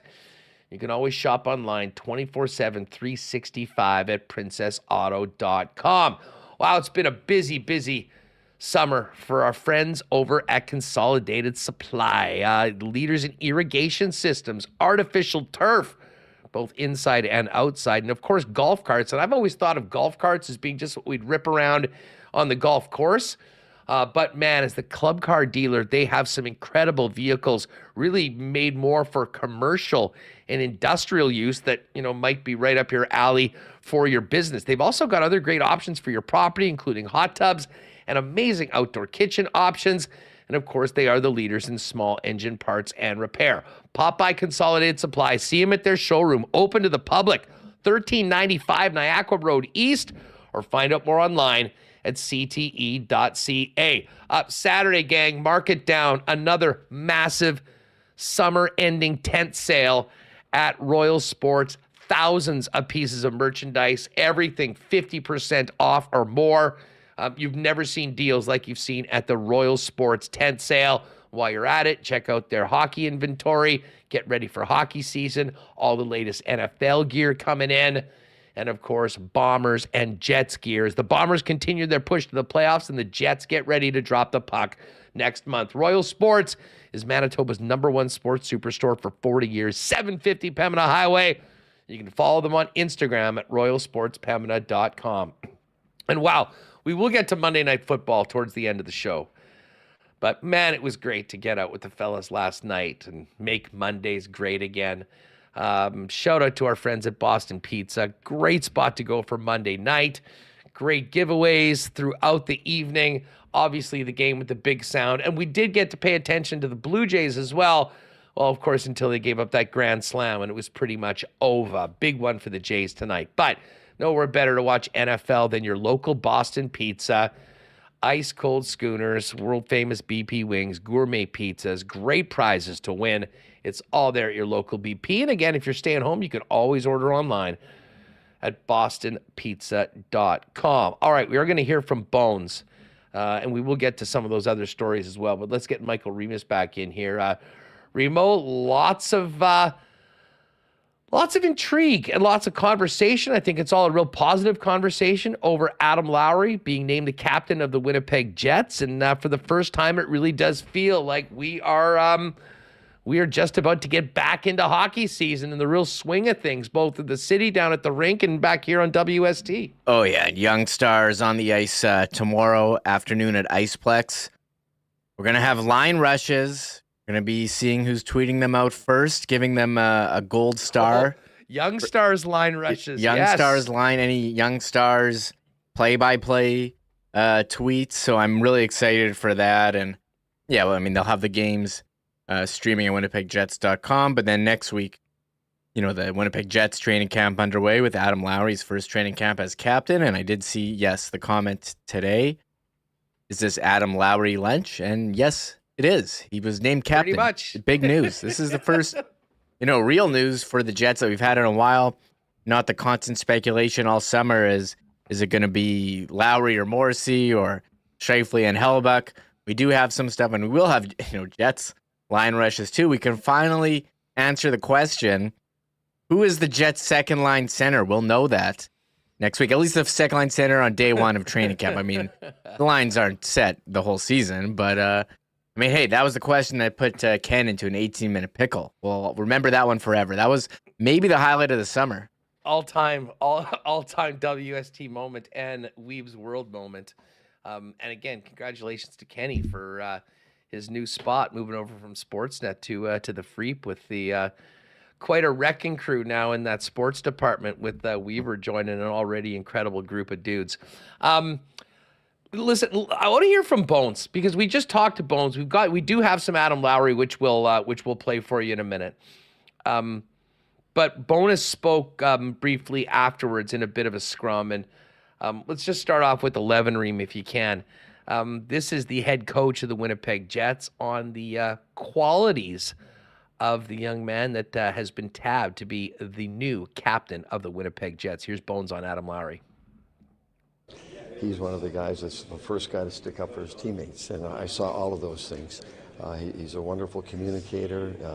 He's a great guy to coach because, he's low maintenance. He just comes to the work every day as a pro.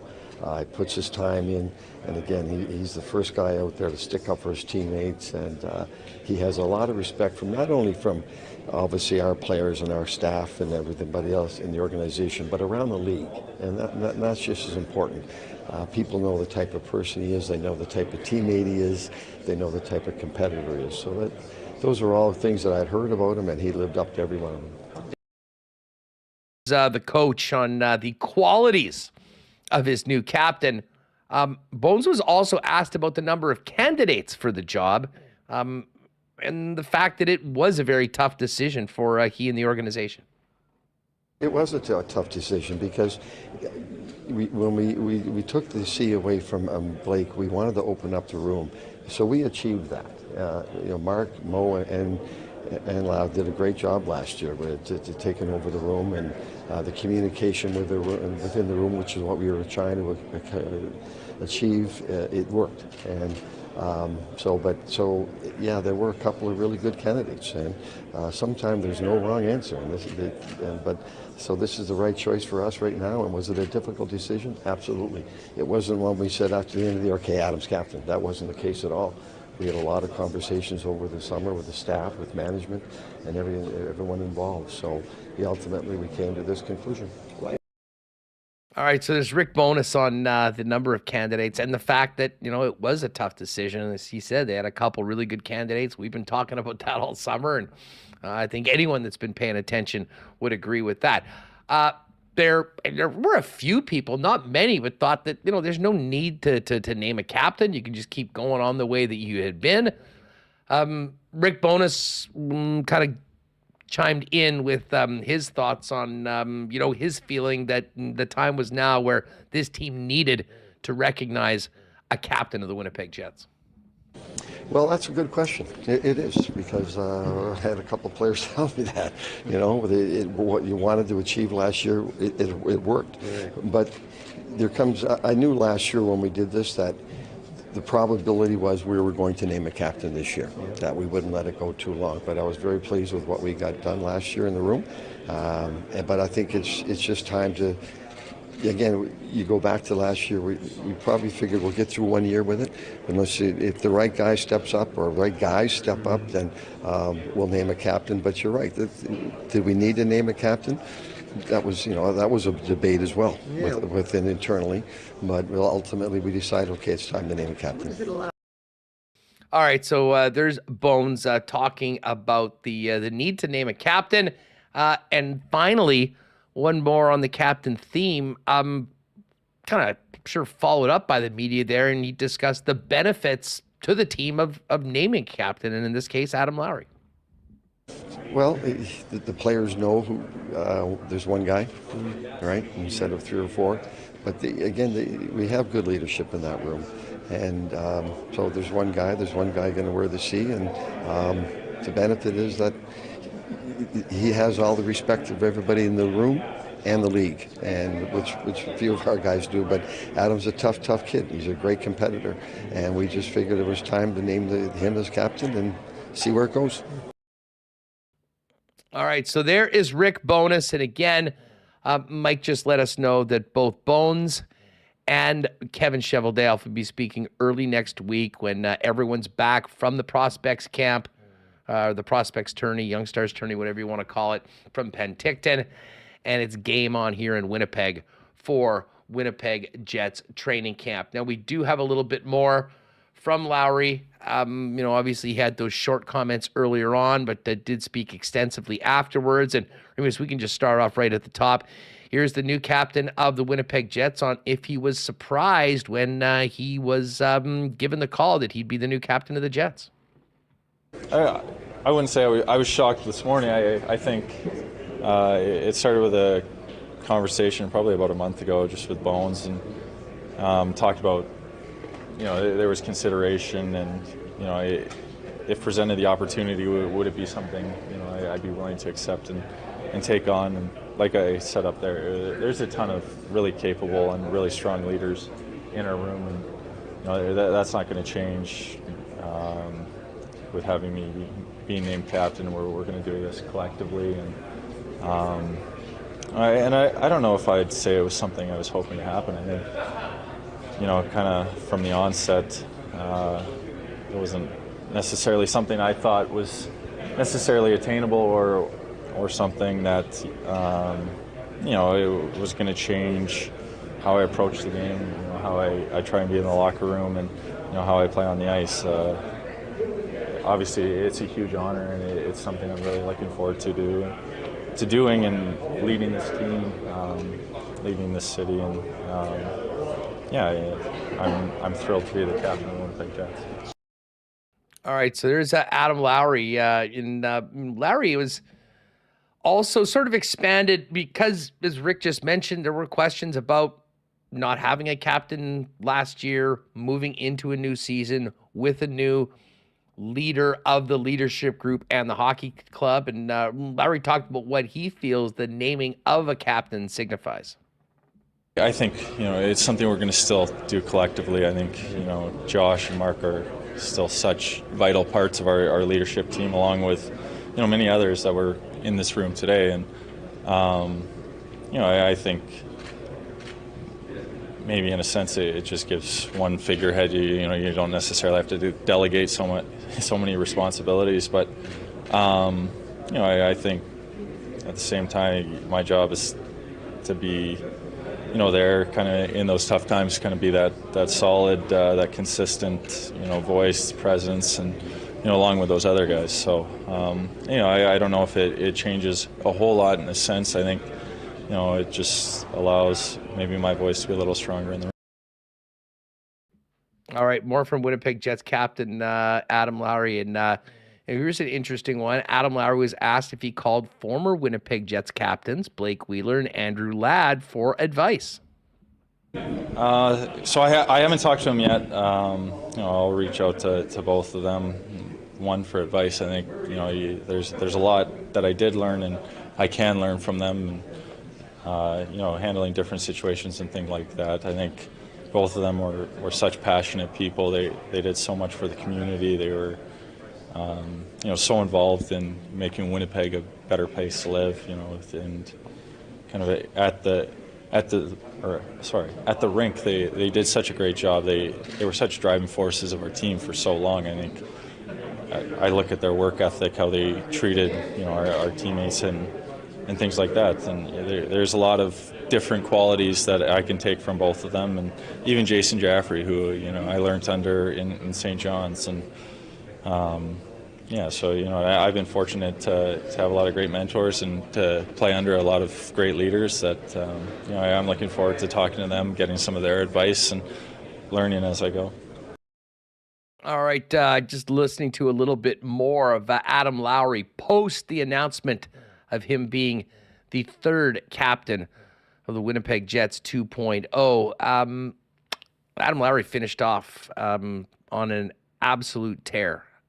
There was a long period where he struggled, certainly offensively in the middle of the season, but when the most important time of the year, he was there night in and night out, leading the way and at times putting the team on his back, and had an unbelievable playoff series, leading the Jets in goals against the Vegas Golden Knights. Lowry was asked if he's looking to carry over his performance from the end of the regular season and the playoffs into the upcoming campaign.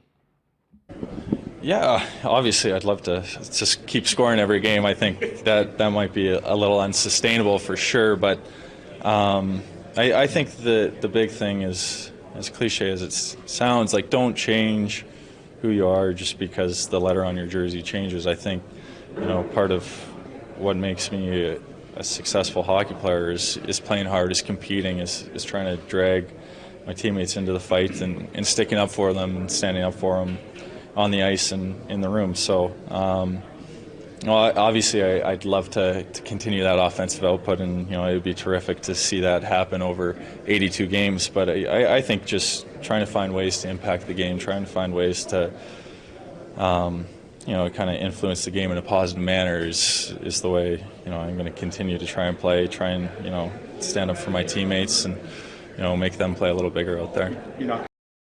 All right, Adam Lowry, Winnipeg Jets captain. Now, one of the things that we've talked about, going into training camp and assuming that this was happening off season, was to really move past the incredible disappointment of the team's performance in game number 5, the Mount Bowness eruption, and then what the pushback we heard from, sorry for using that word, but the pushback we heard from a lot of the players in that final media session of the year. And, as we mentioned, Bones had talked to Sarah, said that he'd had a number of conversations with the players. That is his style.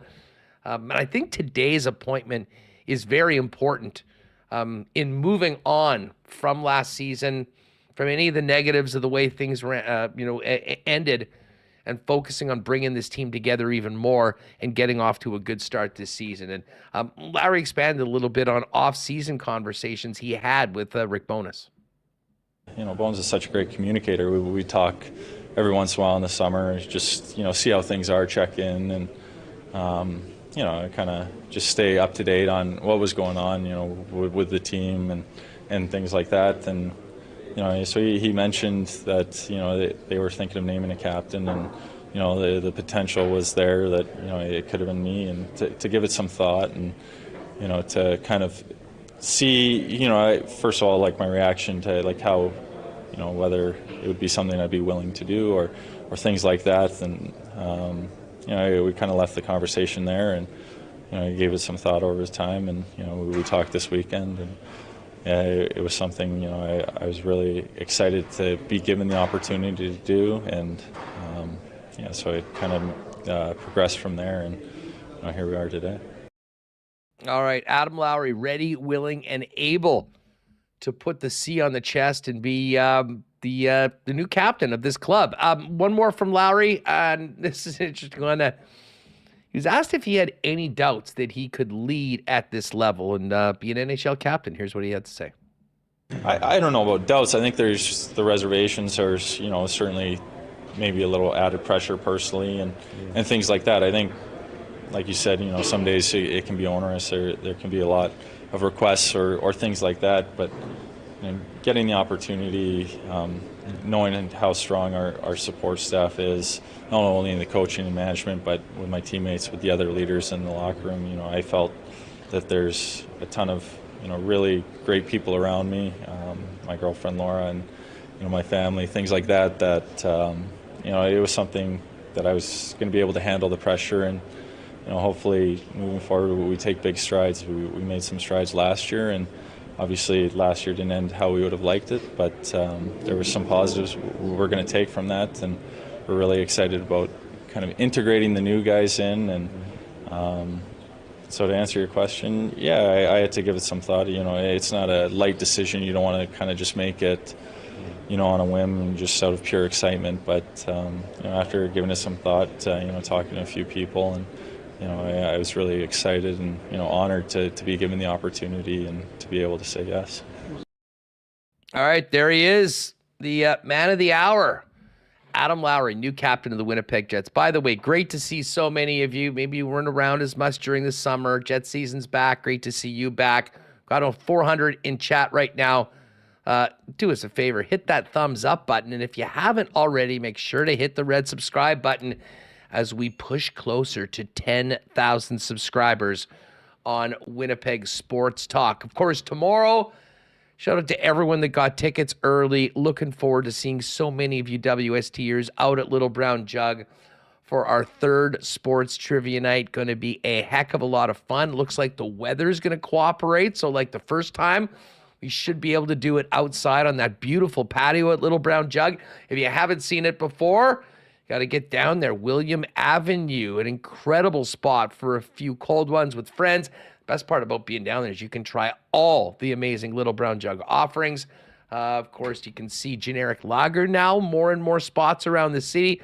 And obviously their flagship brand, 1919. Pick it up at Little Brown Jug, Manitoba Liquor Marts, or anywhere that sells great beer. A big shout out to our friends at Breezy Bend Golf and Country Club. I think we still got some nice golf days left here, folks. Days not quite as long, tougher to get that round in after work, but still a lot of great golfing left. And if you're thinking about a long-term home for you and your family at one of Manitoba's top private golf courses, get on the waiting list for 2024 at Breezy Bend. Talk to Corey Johnson at the clubhouse or find out more online at breezybend.ca. And a big shout out to Pitt and the gang at Aikens Lake as they finish up their season. But they are booking well into 2024 as well. If you're looking for a world-class fly-in fishing experience where you can be on the water in less than 2 hours from the city of Winnipeg with world-class fishing and even more world-class hospitality, Aikens is the place. Go online, aikenslake.com, or you can hit Pit Turan up on Twitter /X at Aikens Lake for more information on booking into the 2024 fishing season at the beautiful Aikens Lake Wilderness Lodge. All right, we will get to the picks for tonight at the track before the end of the program. And we will get to the Coolbet lines in a minute. But Remo, obviously the first 1 hour, 53 minutes of this program has been dominated by the big news today of the Winnipeg Jets. But we have to get into the disaster at MetLife last night for the other Jets, the New York Jets. And for all the Jet fans that often have a woe is me attitude about what could go wrong, will go wrong, there is nothing like the Murphy's Law nature of the New York Jets. But even the New York Jets, I don't think, had Aaron Rodgers being out for the season before he even completed a single pass as the quarterback for New York. It's awful for the league. It's really awful for Aaron. I mean, whether you're a fan of the guy or not, just really, really unfortunate. The craziest thing about that was the way the Jets came back against Buffalo and won the game. But first off, thoughts on the Rodgers Achilles injury that will take him out for the entire 2023 season. Yeah, I think it's really disappointing. I mean, there was so much hype about Aaron Rodgers going to the Jets. Would it work out for them? How was he going to be? Brought in his boys, Randall Cobb and Alan Lazard. And, they went through Hard Knocks. They scheduled all these primetime games. And now we don't get to see any of it. All this hype for nothing. I think it sucks. Even if you don't like Aaron Rodgers and you wanted to see him lose with the Jets, we don't even get to see him lose with the Jets now. You don't get anything. It's horrible. It's bad for the league. Waiters in chat. It was disaster. They won. Bro, it's a 17-game season, and Zach Wilson is once again the starting quarterback for the New York Jets. And if you're wondering, if you're not familiar with Zach Wilson, a second overall pick in 2021 that was basically left behind last year by the Jets. what they do at quarterback is going to be fascinating. We were kicking this around in the lock shop today, Reem. I mean, there are some veterans out there. I've heard the name Carson Wentz. I don't know about Wentz. I mean, you got the usual suspect, guys that were backups. Chase Daniel was getting paid all that money all that time to carry a clipboard. I'm not sure that he's running into a starting position right now. Nathan Rourke's pretty interesting. I'm not sure that the New York Jets will be signing him up to compete with their number 2 overall quarterback. I guess Matt Ryan's out there. How about Phillip Rivers? There's an extra shot. Who would be a great free agent veteran quarterback for the Jets to get? Because they are certainly in the market right now. Well, T. Will is in chat, patting himself on the back for taking Tom Brady at the end of the WST listener fantasy league. T. Will, are you serious? He did just to be Tom a motivational speaker on the team, or what? ESPN, they don't remove guys from the list. I have a friend who used to take Russell Wilson in all of our baseball drafts as a joke. But there's a lot of talk. Are they going to bring back Chris Streveler now? He would be familiar with the team, although Streveler was injured. I saw tweets. They're obviously like joking tweets of like Ben Roethlisberger. Ben. So I don't know why. Ben's arm was so done at the end of his last done. season a couple years ago. He was done. So I'm curious. Matt Ryan, people mentioned in chat to start the show. I don't know what he's up to. I saw tweets. Well, Matt Ryan's working for CBS as an analyst, but has not filed his retirement papers with the league. So I'd say that's a live possibility. The other one, Joe Flacco. I saw people tweeting about wasn't he in the Jets a couple years ago? Last year. Oh, was that last year already? This is the thing about the Jets, guys. Like, outside of the quarterback position, this team is awesome. Like, we saw what their defense did last night to Buffalo. They won 7 games last year with a quarterbacking trio of Zach Wilson, Mike White, and Joe Flacco. So, I mean, that's part of the reason why there was so much steam on the Jets as a legitimate Super Bowl contender with the guy that had won 2 of the last 3 MVP awards in the NFL. Really, really disappointing for that to happen. But then that second half was crazy, Remo. And listen, I was happy for Jet fans to at least have something positive come out of that night, even if their season was basically over 4 snaps in. But holy smokes, there's some questions about the Buffalo Bills.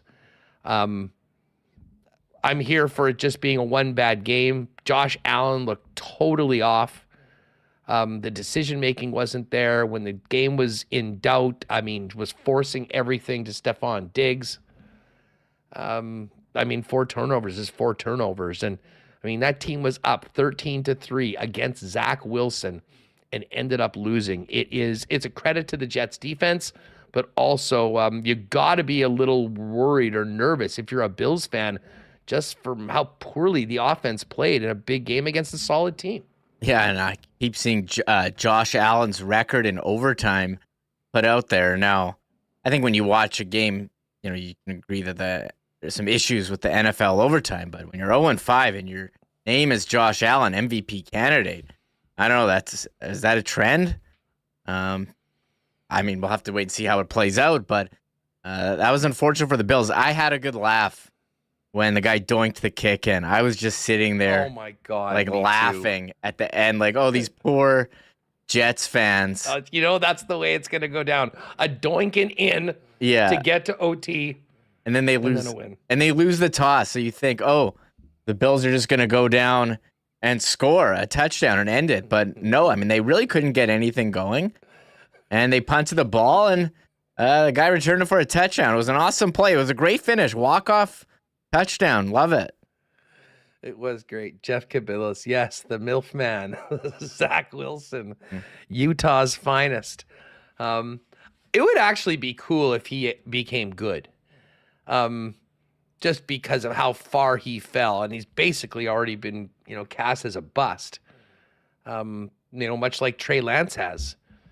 Be interesting to see if Trey Lance was still on the 49ers right now, whether they might make a move for that and then have those guys battle it out. I really don't know. But yes, the Jets are playing the Cowboys next. Gregory had Big Cheese of Cowboys Nation here, letting us know that the Cowboys might make a record for sacks in a game tomorrow, this week, when and I believe they open up as 9.5-point favorites against New York. It's going to be a long night for Zach Wilson, I think. But anyways, yes, very, very unfortunate night, and very unfortunate if you were hoping for a big night from a Josh Allen, for instance, to win your fantasy league. But again, it's only week 1, unless your starting lineup was like Aaron Rodgers, J.K. Dobbins. These the week 1 graveyard is always the worst, because it really, really does put you in a very tough situation for the rest of the year. Now, listen, before we get to the Coolbet lines, I know we're already at 3:00, but we have to talk about this Mike Babcock story, Remis. Here, can I just say one thing about the NFL before we get to Babcock? Yeah, go for it. One thing, I know a lot of people out there has big fans of the Manning cast. Eli and Peyton, they do their alternate broadcast. They bring guests in. They talk about the game. Very entertaining. On the U.S., it's on ESPN2. So if you have cable, anyone can watch it. And in the past couple seasons, it's been here on TSN2. Great. If you get all 5 TSN channels, you've been enjoying it. Well, this year, I don't know if you've noticed all the commercials. We talk about the changing media landscape. Well, TSN has been pushing very hard TSN Plus, their online streaming service has. And before, if you subscribe to TSN on cable, you could get TSN Plus for free. It was just an add-on to your 5. Yeah, I thought that's what it was. Channel. No. Now you have to pay for it. And to try to get you to suck your $9.99 from you, because, paying for 5 channels for them isn't enough. Well, they've tried to get you they moved Red Zone, which used to be free. If you had TSN, you could watch Red Zone for free. And that's fine. I'm okay with them making that premium. I mean, if you're in the U.S., you got to pay premium for Red Zone as part of the Sunday Ticket package. I think we were kind of lucky that they were so nice to make it free for so long. But now it's behind the paywall. But this really is kind of gross to me. They took the Manning cast, which is a cable production, okay, and put it on TSN Plus. So if you give them your money for your 5 channels, you can't watch the Manning cast. You have to pay an extra $9.99. And you know what's even worse? You know what they're showing on 4 of the 5 TSN channels? Oh, just a regular broadcast where they couldn't flip the switch and put the Manning cast. What was on TSN 2? I don't know. I think US Open replay or some crap like that. Like, come on. Like, look, if they want to put premium content on the paywall, the TSN Plus, like, I'm fully expecting some rando Jets game to be on TSN Plus now. Like, I don't think they've announced a schedule, but that's for sure what's going to happen. But to do this, it's on ESPN2 on cable in the US to hose your own paying customers like this. So disgusting, so gross, so greedy, so unnecessary. Way to just dump all over your fans. Like, come on. The Manning cast and Peyton and Eli, they are the primetime players. So listen, you can get a bunch of the picks on Instagram, but if you want the premium content, you got to subscribe to the OF. It's not premium content, though. It's on cable. If Americans get it on cable, we get it on cable, too. But it's not behind the streaming paywall there. Come on. Okay, I just wanted to make an OnlyFans joke. Who came up with this idea? Oh, I know. We'll get people's $9.99, and we're going to put the Manning cast. And look, I'm not a huge Manning cast guy. Go on X, type in TSN Manning. So many people upset, and there's people in my mentions saying, good, the Manning cast sucks. Well, first of all, a lot of people like it, and everyone has different tastes. But also, wait until they come for your favorite show that you watch on TSN, and they put it on some $9.99 paywall, like, I don't know, a Jets regular season game, or I'm sure the Jets preseason games might be on there too. So I don't know. The media is changing. We're seeing it a lot in the U.S. We haven't seen it as much here, but this is egregious. That's egregious, moving that to TSN Plus, a regular cable channel. Come on. I'm just sitting back here applauding. There, throwing the hat on too. For those of you listening on the podcast, There, I'll throw more. I got three hat throws for that one. Holy, I'll even throw my glasses. The bar has been raised for the Michael Remis rant. And I'll say this. There's a lot of things that have pissed you off before in the past. I wasn't going to think that the Manning cast moving to TSN Plus and them charging for it would have been the catalyst for your most nuclear takes. But in fact, I think it has been. I don't even like the Manning cast. Like, I never watched it, but for them to take like I just care about the media landscape, Hustler. I care about consumers. And I think this is greedy and pretty sick that you take a program that's on cable in the U.S. Now, if it was streaming only or on some premium service in the U.S., I'd be like, yeah, fine. But it's on regular ESPN. Like, why can't we get it? What, are we inferior to American NFL fans? What is this? There's got to be, and people will end up finding out it's streaming. As I said, and the comments, there has never been a Remo rant that has gotten more run in the chat. Throw a chair. WWE is watching this Remo promo as we speak. We've got megaphones. Now this is a Remo's rant, epic rant. Throw something. Eric, Remo cutting an LA Knight promo. Let me talk to you. Yeah.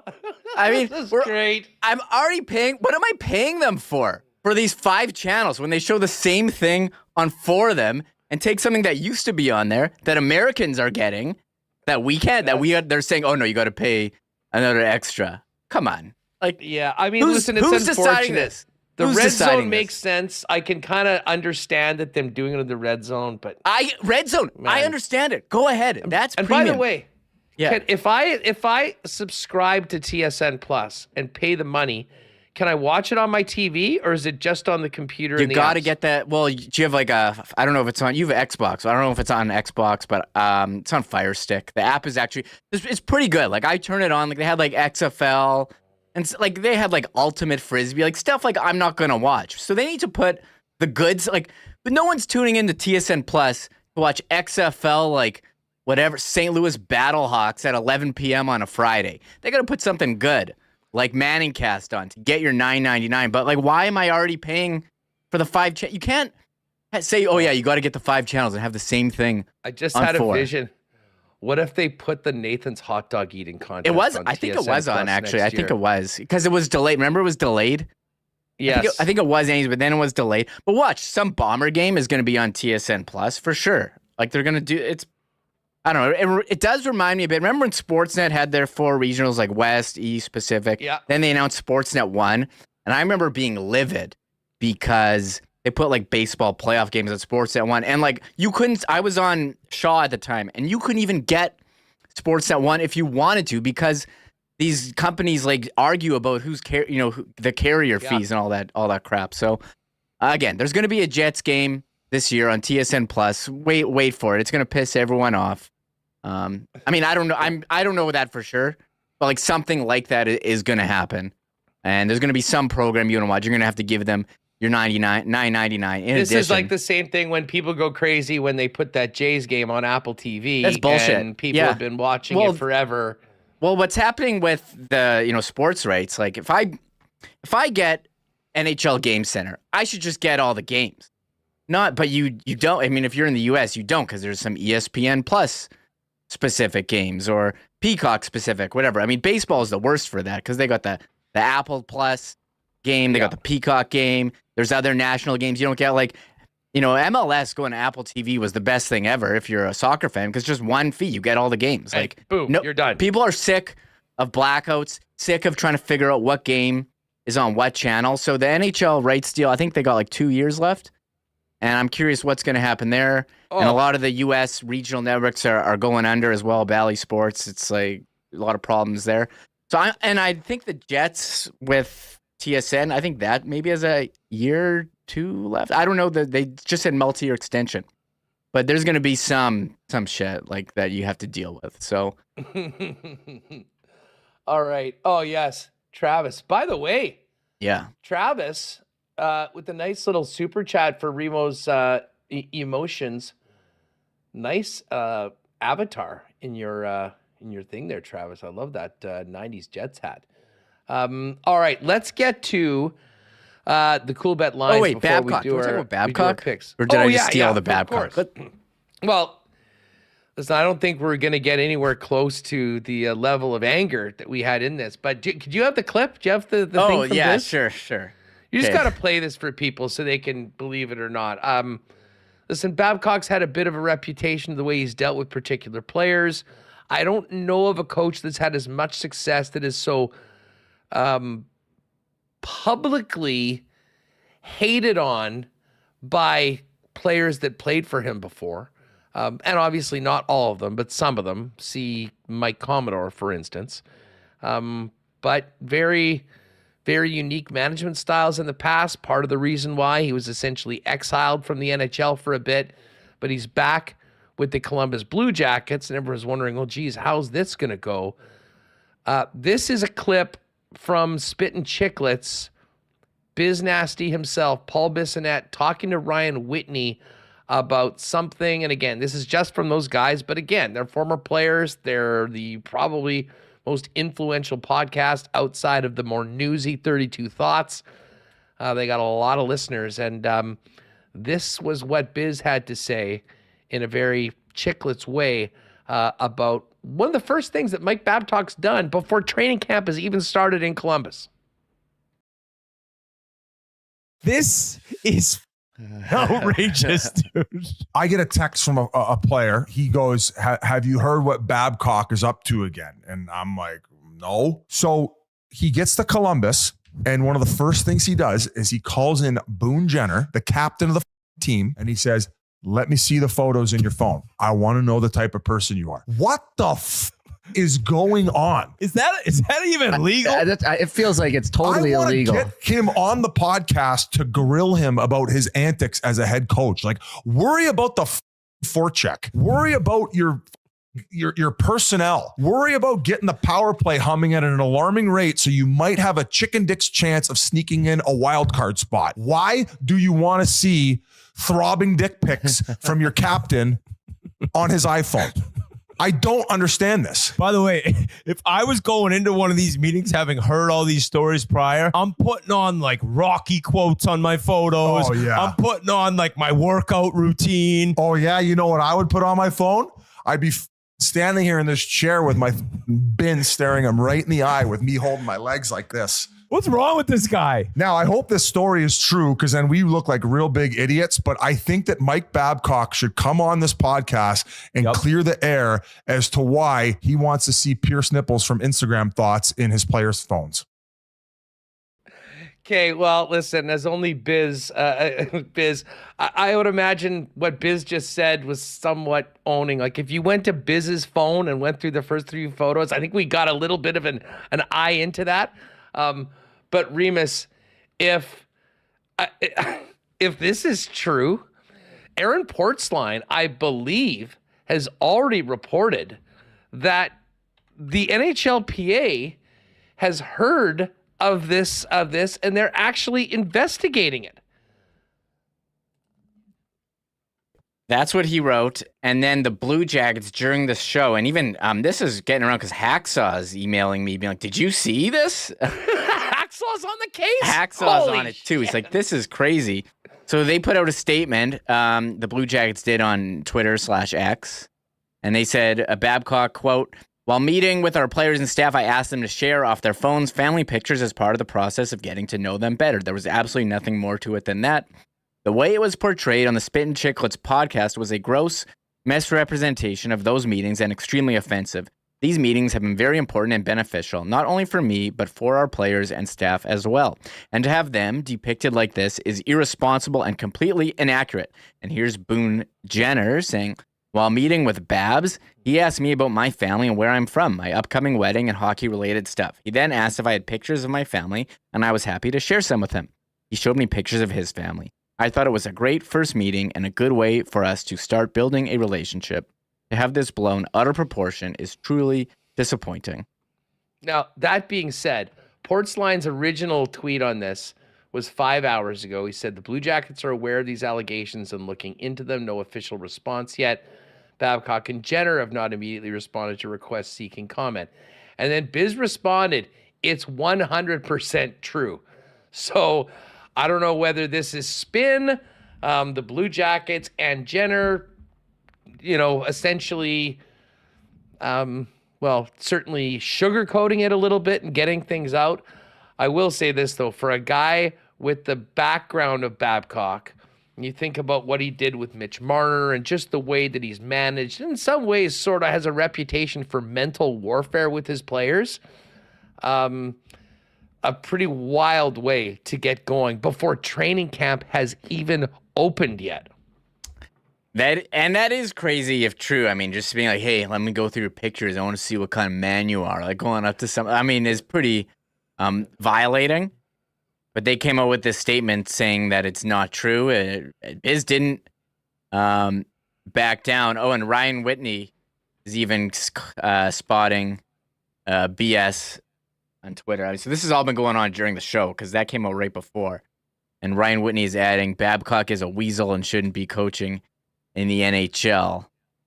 Or I think he said, he tweeted, when players from Columbus make a statement that the characterizations of Babcock from Biz and myself are false, just know that's BS. I feel bad putting the players in a tough spot, but Babcock is a weasel and shouldn't be coaching in the NHL. So I think he put that out knowing they were going to put out a statement saying that those allegations were not true. Yeah, sounds like it. So pretty wild. By the way, KWB, Kenny's water bottle with the chat. Remis's rant brought a tear to my eye. We all feel like proud parents. Bravo. Yeah. So anyways, we'll certainly talk more about this in the coming days. Kind of a fun pre-training camp story out of Columbus. Patrick Laine, I know you're a regular WST drop-in. Just check your phone there before you go in for your meeting with Babs. All right, we've gone long and we do have to get this pod up. CFL lines are out. We check it over at our partners at Coolbet. New lock shop today. Dusty and I went over all the NFL lines, looking ahead, a lot of the aftermath of the Aaron Rodgers injury last night. Argos laying 6.5 in Montreal against the Alouettes. You've got the Riders 2.5-point home favorites to the Elks. The Bombers are 6.5-point road favorites against the Hamilton Tiger Cats. And the BC Lions are up to 10-point favorites against the Ottawa Red Blacks. Although I remember what happened the last time BC was a double-digit favorite at home. They screwed us when they lost outright to the Hamilton Tiger Cats. And as far as the NFL goes, Vikings and Eagles are in the Thursday nighter. That should be a fun one. Eagles are 7-point favorites at home. Packers open at 1-point favorites. It's now 1.5 against the Atlanta Falcons. Couple of other interesting lines. Detroit 6-point favorites against Seattle at home. And the Bengals, after a very disappointing opening game, 3.5-point favorites at home against the Ravens and Lamar Jackson. Chiefs 3-point road favorites against the Jags. And let's find out where those Jets are. Yeah, they're in Dallas to take on the Cowboys. Dallas minus 9.5 against the New York Jets without Aaron Rodgers. All your favorite NHL futures are up as well. We'll kind of dive into this a little bit more over the course of the next week. But player goals, player points, winner. And let's just see what the Jets Cup number is right now. Winnipeg is at 55-1. That's about as big as a number as I think the Jets have had coming into the season in the last number of years. But they're at a group at 55-1, including St. Louis, Vancouver, Washington Capitals, and then Nashville and Detroit are at 60-1. Islanders are at 50-1. So it's all there for you at Coolbet. If you haven't used the promo code, you haven't played there before, use the promo code WST. Get a 100% bonus on your first deposit up to $200. All right, Remo, we got to get to the horse picks quickly before we wrap the show up. How did you do last night? You hit anything? I actually did. I hit an exacta. It wasn't even exacta box, so I hit a nice one. Let me pull it up. It's funny, just on that, back to that, the cable thing. You remember last year? I forgot about this last year when the Sportsnet moved the NHL Game Center to Sportsnet Now Premium, and it was just such an inferior product. I mean, it's just these companies just bending you over. Anyways, that's another show. Let's get to the horse picks. I had a good one. I bet $3 on a 6-1 exact on 115. So I was down a little, but not down everything. Nicely done. I think I must have had a scratched horse in race 1 because my bet was refunded. And then I hit the triactor in race 7. Did you? 23.80. Oh, that's the one I won. See, I had 6-1, so you had 6-1 and another one. I went the old 2 favorites and one other one. I went 1-5-6. So that's a good strategy. You won? How much did you win there? 30? I won 24 on that, and $6 got returned. So that's pretty good. So you did well. You're doing better than me. I think you've got this one this year. I need a big win. All right. Where are we at tonight? Do you have race 1? I'm starting in race 2. No, I'm also in race 2. Okay, race 2. I've got a 1-4 exacta box. So 1-4 or 4-1 True Kate and Miami Souvenirs. True Kate. I'm on also True Kate. I have 1-5-6. True Kate just for Charlotte and a lot to like. That's a bit of a chalk one. Although they're all pretty low odds here. The chalk box, exactly. I was surprised. Souvenirs wasn't that big, and it was out of it. So we'll see what happens. You have race 3? Yes, I do have race 3. I'm just going with the triactors. I got to get some big hits here, Huss. Okay. I'm on Private Frank. That's a super favorite. 4-5. Sugar Daddy Jack. And 1-3-5. And I Love My Life. So that's another favorite. So 2 favorites and a long shot here. Beautiful. All right. I am on race number 4. I've got a 1-7-8 triactor box, Dazzling Gold, Diamond Grand, and Tipsy at the Bar. Oh, I thought you were going to throw Tecate Gold. So you'd have 2 golds and a diamond in that one. No Tecate, no Mo Aretha or Miss Langskip, who were sort of the favorite ones. This is a bit of an out there pick, but we'll see what happens. I'm on 4-6-7, Tecate Gold, Miss Langskip, and Tipsy at the Bar. Nice. Tipsy at the Bar. I was thinking about that one. All right. Race number 5. I'm just going with a win bet. A bit of a long shot to win. Number 1, Cato's Lady. Open at 10-1. We'll see what Cato's Lady can do. And then I have one more. What about you? Cato's, I got one more. I only have 2. I did 3 trifecta boxes, so I got 1 left over on race 7. So I don't know if you got anything. Okay. Race 6. I got a tractor box. 1-6-8, properly connected. One of your favorites, Call the Cops, and Hasta La Vista Honey. 1-6-8, $1 each way, so it's a $6 a wager. I like that one. Rob Noakes says Tapiture Way. I don't know which race that horse is on, but if Rob Noakes is writing it in chat, he's got intel. Yes. What race, Rob? Tell us what race, so maybe I'll cancel my bets. Race 7, I'm going with a longer shot here. Horse 10, Saturday Service. Race 7, number 10 to win. So there we go. Those are my Tapiture Way. Tapiture Way is race 4. Okay. Number 2. That's a 10. That's paying 10-1. All right. I'm throwing down on that. You got intel on that one? For Rob Noakes.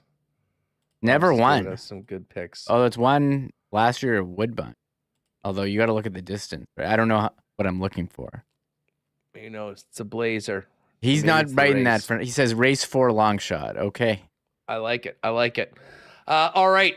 Live racing goes to post tonight at 7:30 p.m.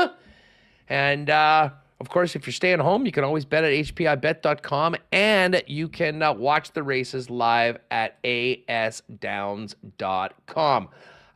Great stuff. We had a real fun show. Great to see a few Jets people that maybe haven't been tuning in as much join us. Should be a great day on the podcast as well. Folks, again, check out the link for the WST pack. Would love to have you join us. And we're counting down to tomorrow night over at Little Brown Jug for our 3rd Winnipeg Sports Talk Sports Trivia night. Big thanks to Rennie. Big thanks to Mike McIntyre. Thanks to Michael Remis for great jobs with the clips and everything coming out of the Lowry press conference. And, of course, an all-time epic meltdown rant about the Manning cast being on TSN Plus. You can watch the replay of that rant on WST Plus, only $2 a month. Oh, that's good stuff. All right, folks, we got to run. Great show. We'll be back tomorrow. Well, I believe Murat's going to jump on tomorrow. We're busy. Lots more in the Winnipeg Jets. We get closer to camp. We'll set up the Young Stars tournament and much, much more. Have a great one. Thanks for being with us. Hopefully we'll see you tomorrow at Little Brown Jug. Have a great night, and thanks for listening. Oh, my God. Oh! Shut it down. Let's go home. Thanks for tuning in to Winnipeg Sports Talk Daily. Make sure to subscribe on YouTube and your favorite podcast feed at winnipegsportstalk.com.